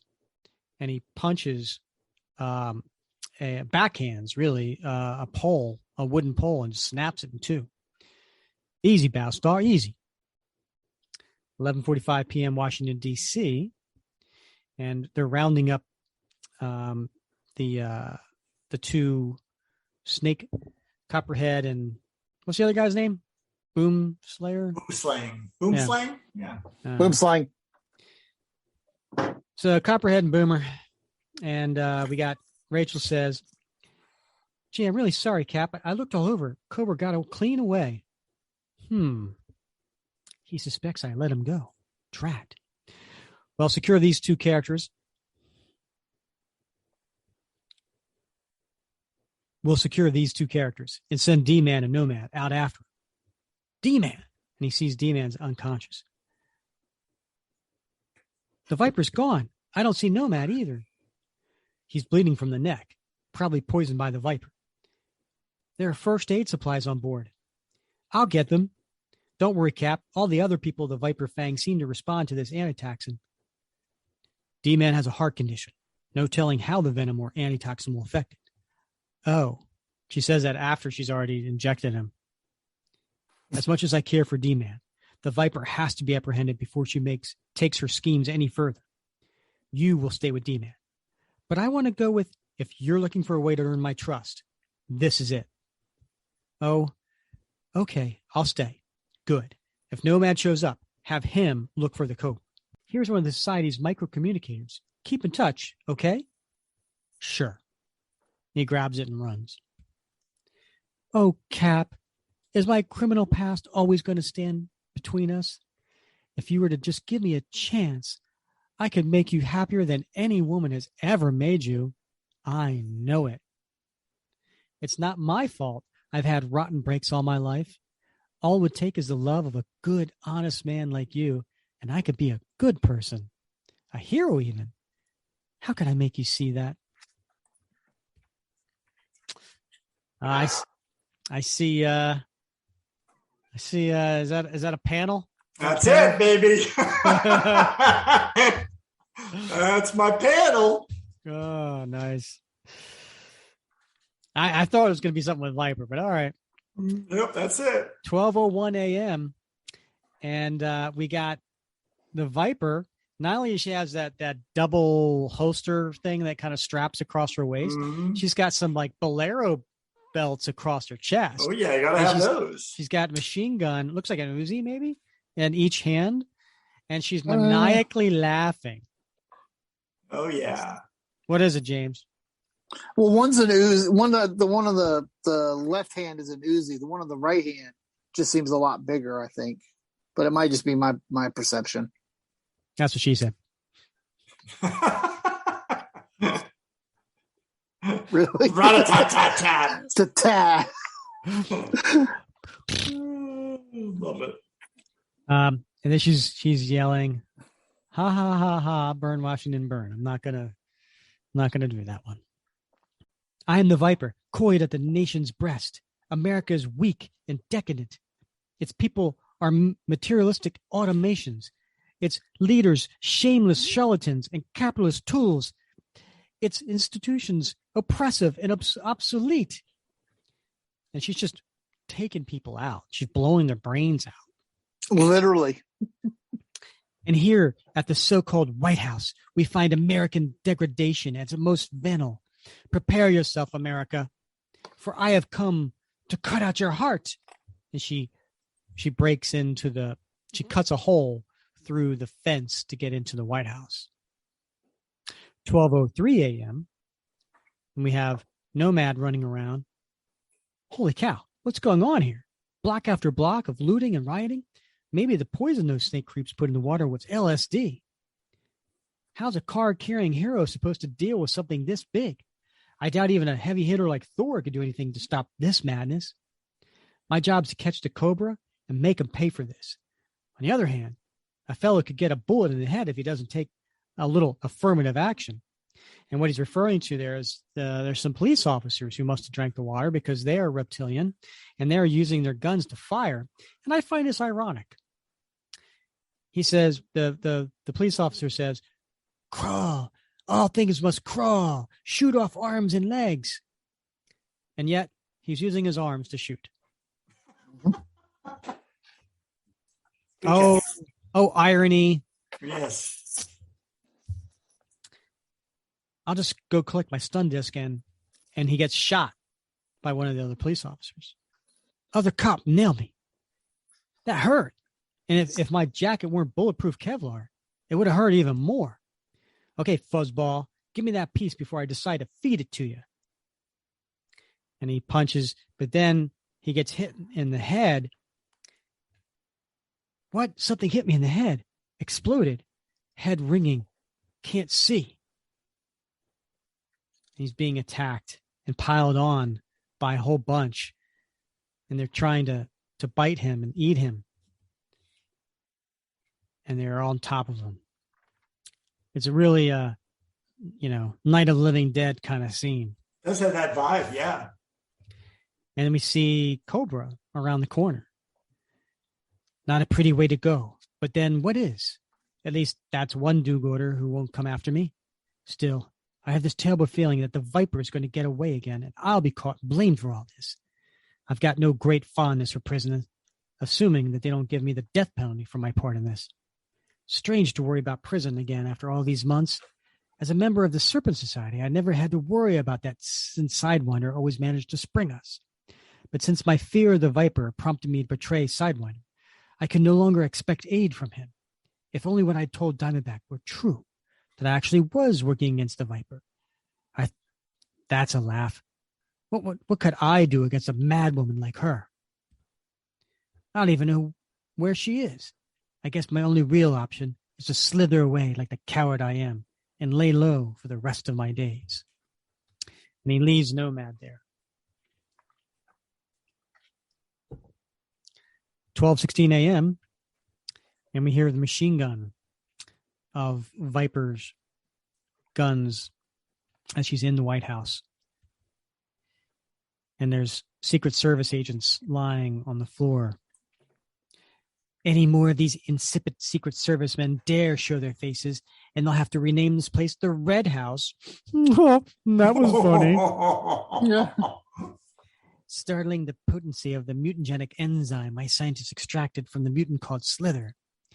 A few milligrams dissolved in tap water, and men become slaves to the primitive reptilian complexes of their brains and begin to manifest serpentine physical characteristics. What an army of slaves they would make, were I interested in so puerile a goal as the acquisition of power. And she's just going around shooting all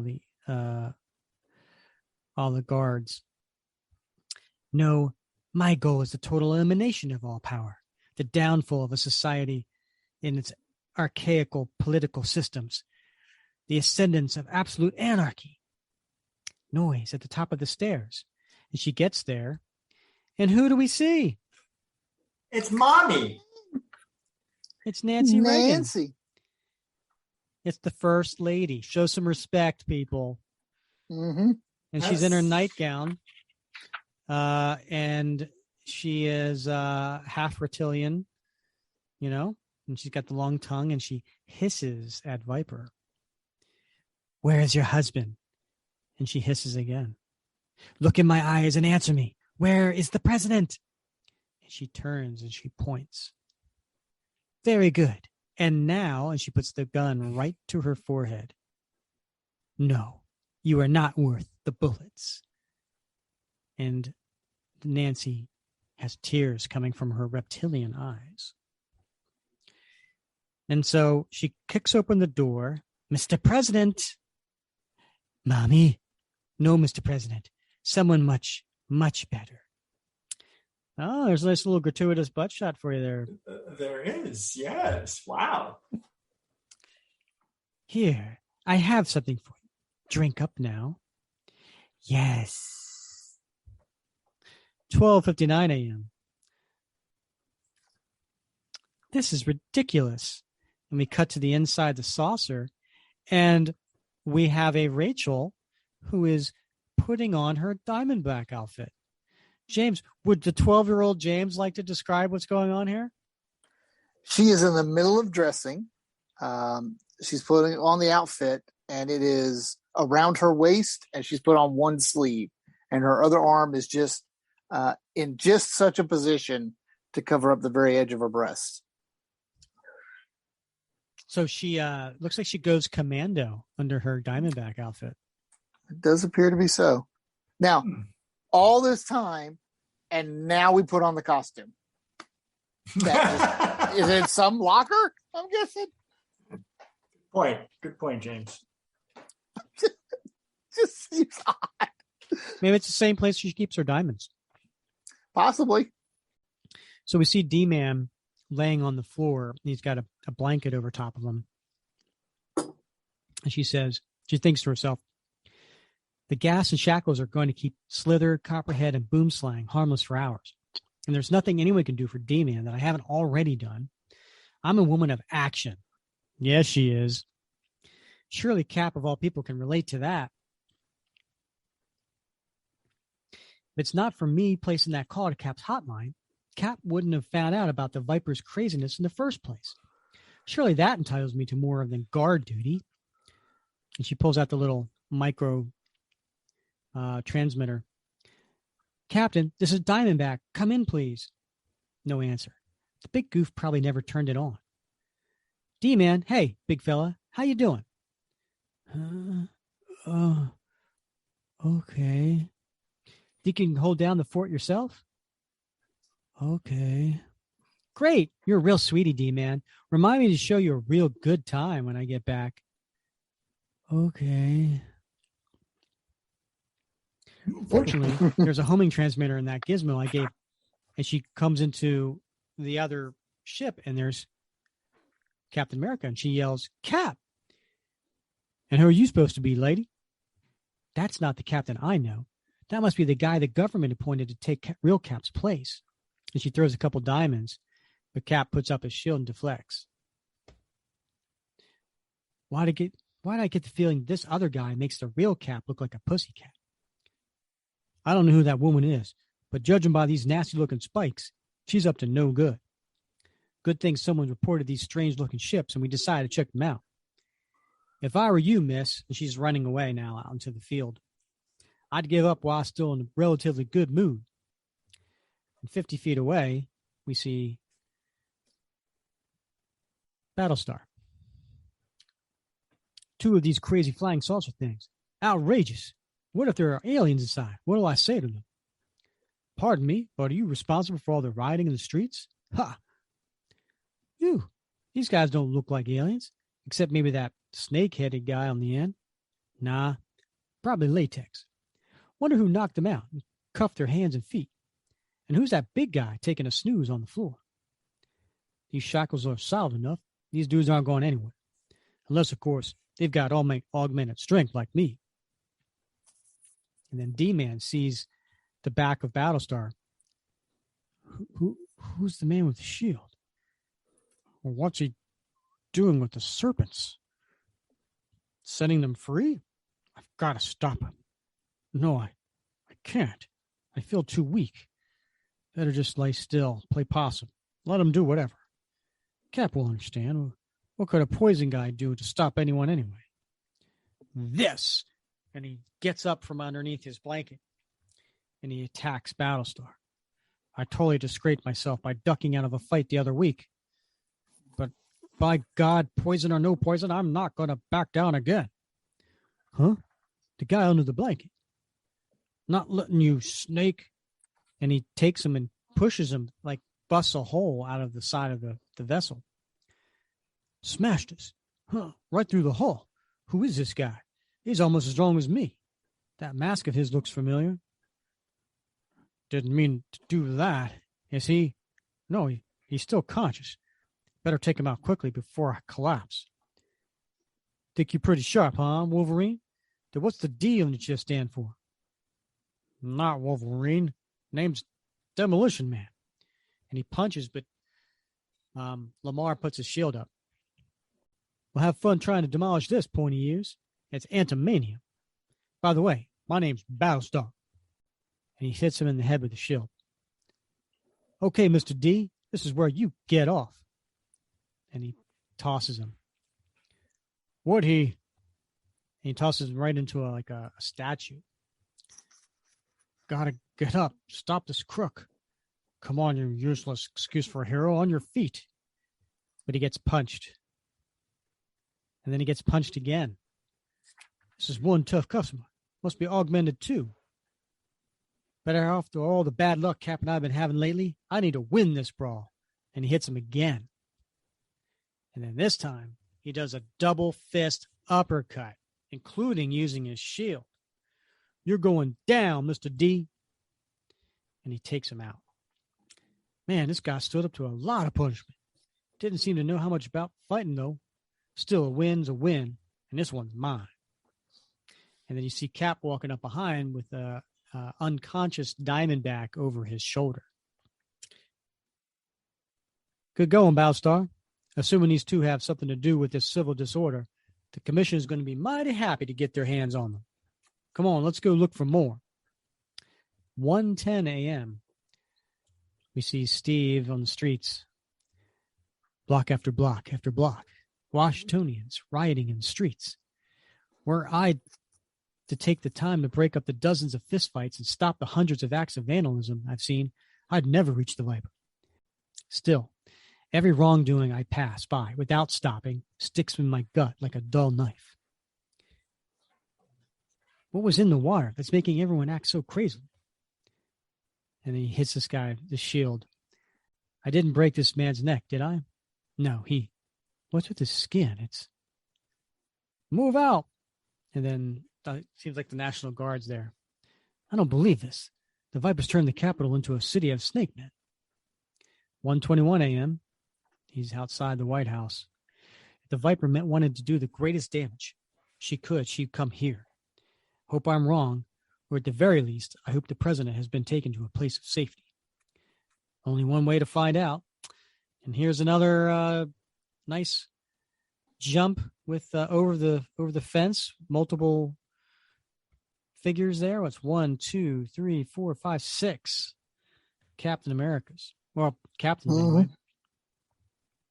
Must be out of my mind to come here in light of my poor standing with the President's Commission on Superhuman Activities.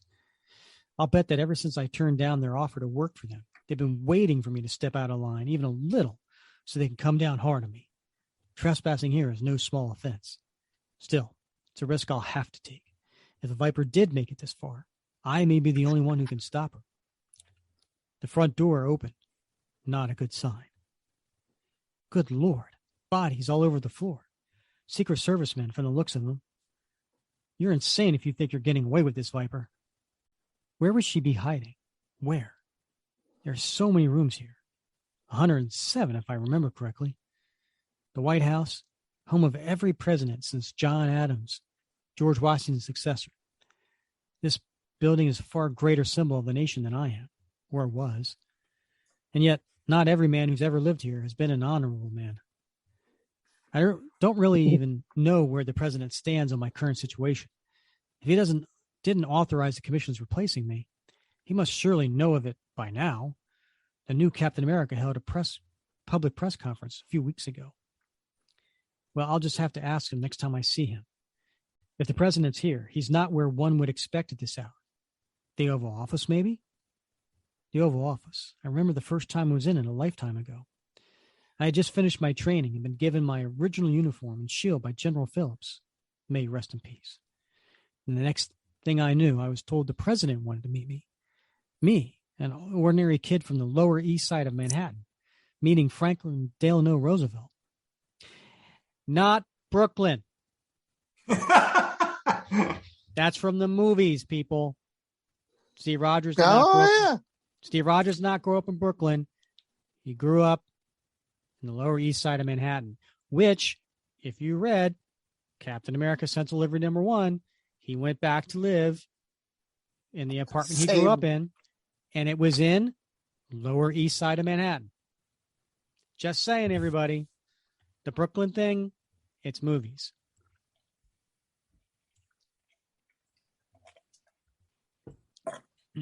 They got to have something to differentiate the MCU from the comics. It was one of the greatest moments of my life. The first time the significance of the role I've been given seemed real, and now it all seems so far away. I hadn't realized how far until now. Enough reminiscence. I've got a job to do. 2:07 a.m., and he's in the Oval Office. And sitting behind the president's desk with the chair turned away. Mr. President, are you here, sir? Someone's in here. I've walked into enough darkened rooms in my life to be able to sense that. Yes. His voice slurred. Sir, there's panic in the streets, and I believe there's a madwoman loose here in the White House. Let me take you to safety. And then he turns around, and he's all reptilian. He's no longer like partially human. Yes, safety. Oh my God. Can that be him? Sir, you've been affected by some toxin that's been put in the water. We'll have to get you immediate medical attention. And he hisses at him and jumps at him. Sir, somehow he's even more serpentine than the fellow on the street. Probably more dangerous. The Viper's doing? I've got to protect myself, but at the same time, I don't want to hurt him. And he hits him with the shield. Sir, you must stop this. You're ill, not in your right mind. And then those claws that you mentioned before, James, the president uses it and rips at the chainmail. So it actually goes through the chainmail back. He snagged my shirt with his talons. I underestimated his speed and ferocity. Sir, we have no reason to fight. Please listen to me. Innocent people are dying outside. I am not your enemy. I am the original Captain America. Your commission stripped me of my shield and uniform, and I wouldn't consent to letting them control my activities, but I'm still fighting the fight. I've always fought for liberty, for justice, for the American dream. Don't let your altered state make you forget your commitment to this nation's ideals, sir. Even more so than me, you are a symbol of the American people. You were elected to your office by them, sir, twice. Me, I was handed my symbolic role by the War Department, and I've been just too darn stubborn to give it up. Am I making sense to you, sir? Am I reaching you, Mr. President? Mr. President! He ducks as Reagan goes and jumps over him and lands towards the globe. Might as well save my breath. Whatever humanity there was in the president is now buried inside this snake thing. Wait, I just noticed something when he brushed against me. He was sweating. Snakes don't sweat. Could that mean his body is trying to shake off its reptilian traits? Got to keep him sweating at all costs. Try to accelerate the process. And then the reptilian Reagan grabs the pole holding the American flag and starts swinging it at him. But just then, Bob's Crush, the Viper, comes out from behind the curtains, holding her Uzi. I can't stay hidden any longer. I've got to see this with my own two eyes. Two great Americans degraded, reduced to meaningless brawling. Viper, then she is here. And just then he gets hit in the head with the pole holding the flag. How's that for? I wouldn't say that's irony, but that is poetic. She distracted me for just a moment, giving the president his chance to strike.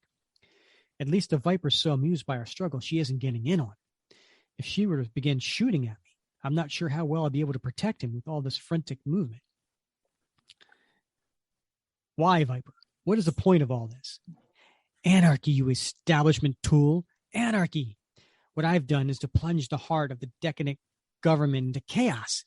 And after we've finished with you, my scaly little commander-in-chief and I will see to the administrating of my serpent extract to the rest of America.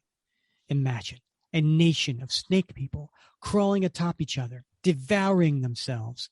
Delicious symbolism. He's sweating profusely now. Come on, Mr. President. Work that toxin out of your system. Work it out. I despise everything you champion, Captain. In this time, my plans have gone much too far for you to thwart. Ha ha ha. And we get to the next page, and the Secret Service are there at 2:15 a.m. Fan out. We know he must be here somewhere. And for God's sake, watch where you shoot. And they bust into there, and they see there's the reptilian president over top of the captain choking him. But then we see this maniacal Viper. That's scary looking, right? Didn't she look just like crazy? And she's crazy. She's got this, but she's got that look, right? Because the hair's over one eye, the classic look. But the other eye looks crazy. That side's damaged, I thought, isn't it? Or am I mixing her up with someone else? It was, and sometimes it is, sometimes it's not, depending on whether she got,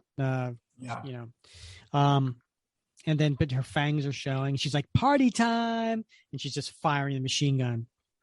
And she's hitting in the service. And they're firing back, but then they're like, stop shooting. You'll hit the president.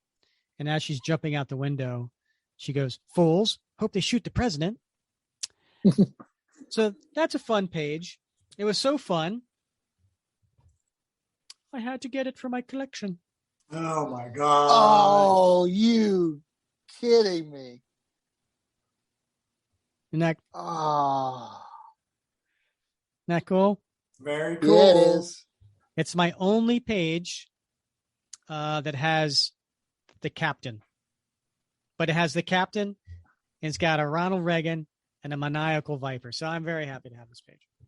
Very nice. Absolutely. And then Steve's putting a shield up to protect the firing on the president. Hold your fire. Mr. President, something's happening now. He's starting to convulse. Maybe the sweating's having an effect. And he's starting to slowly, gradually turn human. Help me. He's shedding his snake skin. What? He must have exerted his body enough that his metabolism was able to reject the toxin effects of the mutagens. Sir, you're going to be all right. Just lie still. The president's behind this desk. He needs medical help. And he jumps out after the Viper. The Secret Service will take care of him now that he's recognizable. If I stay here to make a statement, the Viper will get away. It's going for the window. Shall we shoot? There's the trampled grass where she landed, but no indication which way she went. If I hadn't 100 other things to keep my eye on during the shootout. Psst. Hey, Captain. Looking for somebody? And there is the Cobra. And he's holding an unconscious Viper. I want to make you a deal. You can have this unconscious bimbo if you give the Serpent Society 24 hours to clear out before you go raiding our headquarters. What do you say? Cobra. No deals. I'm taking the Viper from you whether you hand her over to me or not. You're not even going to thank me for going to the trouble of nabbing her for you? You're a real pain, you know that? She's all yours. Just make sure she doesn't get loose for a while, okay? He drops her, and then he slithers away. Cobra. He slithered under the shrubbery. What did he slither under? The shrubbery. The shrubbery. Here we go. Who wants a shrubbery? With a white picket fence. Oh, so predictable. I mean, how many times do you hear shrubbery? Come on. All right. You've been waiting for this opportunity. Yeah. Probably We so. are the knights who say me. Me. Me.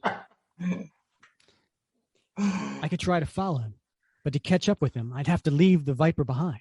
I'm not going to risk that. She's the one I really want. Cobra and his cronies will just have to wait.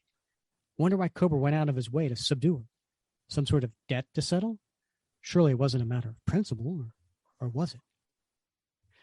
9:07 a.m., somewhere in Washington, D.C.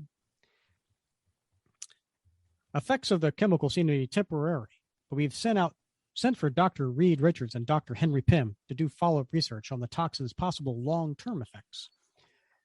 The alleged perpetrator of the poison is due to be transferred from the 99th precinct to the facility by noon. There's no further word on the man who turned her over to the police, although his costume matches the description the Secret Service gave describing the White House intruder.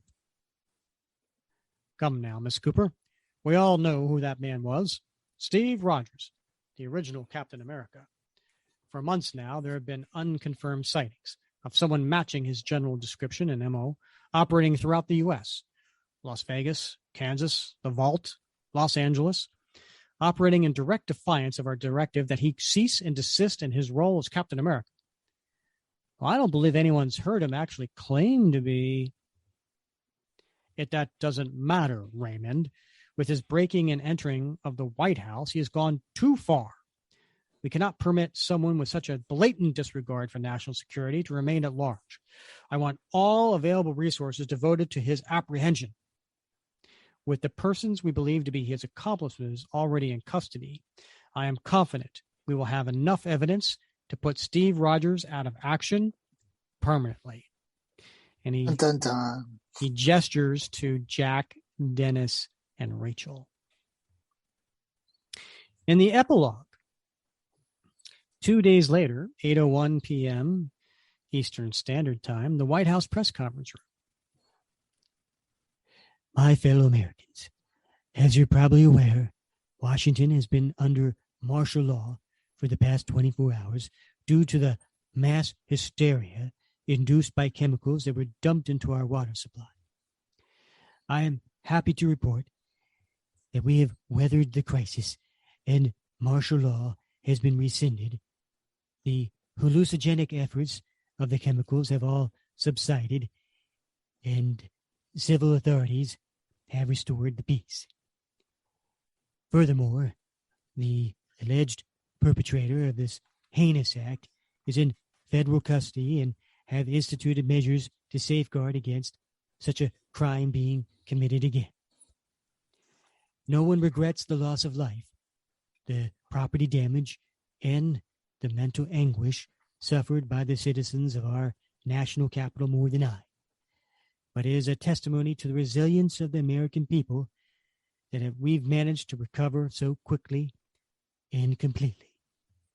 As for those who you may have been concerned about the welfare of the First Lady and myself, well, you can rest assured that we were never in any danger whatsoever. And then just then, we see a little glimmer off of noticeably long incisors on Ronald Reagan's teeth. The end. Wowzers. Whoo. Wowzers, Rick. What a story, guys. What a tour de force. Absolutely. Right? What a story. Yep. Well, the great ones have really connected to me and really hooked me into it again, like I said, for years. What did you love about this story? One, the fact that it was in real time, it kind of connected. I thought that was interesting with the president, stuff like that. Mm-hmm. I got interested in the whole Rachel thing and her interest in Cap and her past and stuff like that, which Mark took for a while and kept stretching that out and developing her as a character. Again, I was a new kid reading this stuff, so the drama between the sidekicks, if you will, and what was going on with them, I found fascinating. Mm-hmm. And then also the fact that the government was going after him. So I just had to get the next one and the next one to keep seeing what was going to be going on. It was a total soap opera, right? I mean, it was so gripping. You cared about what was going on with these characters. And that was the beauty of the fact that this is, a year and a half plus of storytelling. And Gruenwald was able to build and build and build on every one of these characters to the point where you cared. Right. And for me, I kind of jumped in the middle way through the story when I started reading it. It was years later before I was able to get all the back issues and actually read the story in its entirety. But you also had it connecting to other parts of the Marvel universe. So that was getting me to be introduced and connect into, what's going on with all these mutant registrations. What is that storyline about? What was Fall of the Mutants? So I ended up picking up a few X Factors and stuff like that. Just connecting with stuff like that. And I will say also Mark's use of vocabulary. I distinctly remember being a kid and having to look up in the dictionary. Yes, I had to actually pull out a dictionary and look it up to be able to see what some of these words meant that he was using in the dialogue. You're just being unctuous now. Exactly. Yes. Thanks, Bob. What about your thoughts, Bob? Yeah, indeed. What's great about the Road to the Captain arc is that you're getting two stories for the price of one. Right? I mean, not only are you getting the Captain and Falcon and D-Man and Jack and Vagabond and now Diamondback, and you got that whole thing going on, but you got you got the new Captain America, right? And Battlestar, and they've got their own travails that they're going through, and periodically they intersect. I mean, this is double your money, double your fun. So I think that makes it for a particularly exciting, right? That they alternate back and forth, and occasionally, they converge and interact, and of course it's all leading to a final showdown. But it's a nice way to spin the narrative. Yeah, I find it interesting that Mark is able to have these two stories going and have some complete issues that don't even have the other characters. So, for example, when this whole thing started and after issue 332, we didn't see Steve for 3 issues. Right. Yeah. Right. And then in the 3 issues we covered tonight, in one of the issues, we didn't see John and Lamar at all. 342. Yeah. So, it's interesting he's able to do that and keep the stories going, even though they're not always in the story. Right. And then let's face it, Kieron Dwyer, he's new on the scene. He kind of came on board with this, and what a breath of fresh air. I mean, I was, we had Paul Neary for a while. And I wasn't a huge fan. I mean, I enjoyed his stuff, but Kieron's stuff was just, I don't know. I really got into it, and not just for all the lady, the way he drew the ladies and the gratuitousness of that, but some of the scenes with Cap, I mean, it certainly has a John Byrne influence, which we talked about before, which is his stepdad. But, I mean, some of the close up on Cap's faces, the smile, the eyes, the mannerisms, I really enjoyed that. Absolutely. So the story, the art, everything has been great. All right, guys, let's go through this. All right. So, James is our guest. He gets to go first on this. James, what of these 3 issues, what was your favorite panel?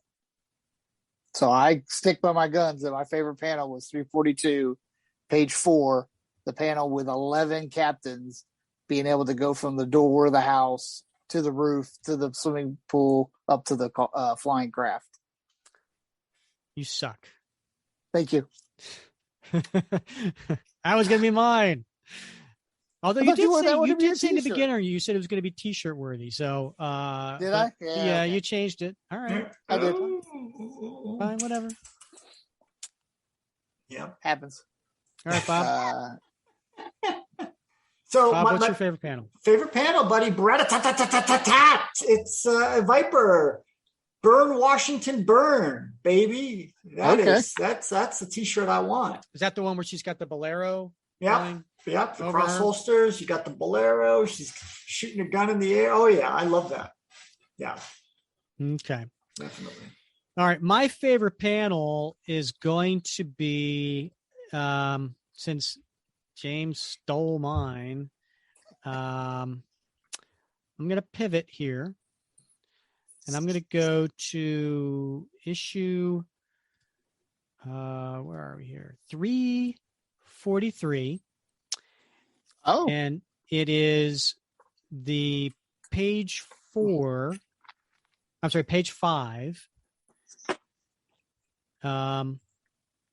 Well, technically it's page 5, but if you're on Marvel Unlimited, it's page 6. And I'm going to go with the second panel. It's where Rachel was chasing after Steve as he jumps into the chute. And she's like, what a man. If I could only make him forget my criminal inclinations, what great gymnastics we could perform together. That's going to be my favorite panel from the series since James took mine. Yeah. All right. What do we got t-shirt worthy? So I would say, and I know a person that can make me one, so I may even talk to her about it. The cover of 344. Oh, I don't know if that counts or not, but I think that would make a phenomenal t-shirt. Absolutely counts. Yeah. All right. Well, for me, it's issue 342. It's that close up of the captain when he's saying, "I have to choose again before saving lives and apprehending villains." I mean, who doesn't have that struggle every day, right? How many villains do you have to apprehend, Bob? Well, in my mind, yes. Okay. All right. I have grammatical villains I have to apprehend in my memos, right? And I love that. So I think I'd love that on a t-shirt with that text bubble. Nice. All right. Well, I'm going to go back to what my panel was going to be.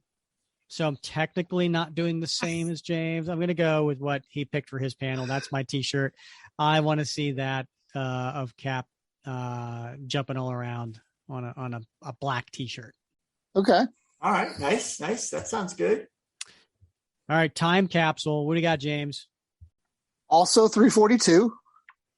A little bit later on when we're at the, what was it? Fred's Lube and Pump. Page 15, when he goes into the door of the gas station. Is that 342 or is that 343? 342. Page 15. They're going into the gas station. And when Steve's standing there, you look to the left of him, there's this display that says maps. And very few people would even understand why that's there nowadays. Mm-hmm. It's good. That's a good attention to detail, James. Yeah, I like that. Yeah, it's just, there's multiple times in here. There's some great different ones. But it just struck me as funny when I read the challenge, and then when we were flipping through them to sit there and see a gas station with a maps display. Mm-hmm. Totally time. Yep. So I got my maps. Well, when I was younger, I used to keep an atlas in my car just to be able to see where I was going and be able to get lost and then go back. Right. Yeah. Yeah. I mean, how it worked back then was you would call your friend and say, "How do I get there?" Right. And then you would write it down, and then you would be driving, and then you would somehow lose it. And then you would be halfway there. You go as far as you can remember. And then you get halfway there and you call the friend again. You're like, all right, get me there the rest of the way. Yeah. From a payphone. Yeah. Yes. Right. Yeah. Go to AAA and get yourself a trip ticket. Trip ticket. Yeah. Have them. And they would get a map. They would get their maps that you could get at AAA for free. And they would highlight the route with a highlighter on the map so that you knew how to get there. Yeah. Well, that's friendly. I know. Hey, AAA, good service. Say when I was stationed in Connecticut, the first duty station when I joined the military, that used to be my thing to do was to take the car and just drive for an hour, 2 hours, and then take out the map just to figure out where I was, and then be able to figure out how to get back to the base, just to see the countryside and get away for a little bit.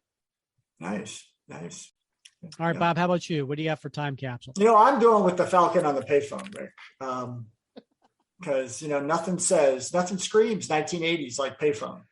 I like it. Yeah. And a little Dr. Druid reference there, too. Right. I am totally surprised none of you picked anything with Ronald Regan in it. So I'm going to go with the last issue, 344, page 20. And that's the one where Viper comes up. She comes across Nancy Regan. Then she points to the door and she kicks it in. And there's Ronald Regan. He's like, "Mommy?" I mean, come on. Yeah. You got Nancy, you got Ronald, you got him saying "mommy." That goes in the time capsule. The only thing missing is jelly beans. Okay. Yeah. Sounds good. Well, guys, this was great. James, thanks so much for coming on and spending this time with us. We really do appreciate it. We hope it was fun for you. Always.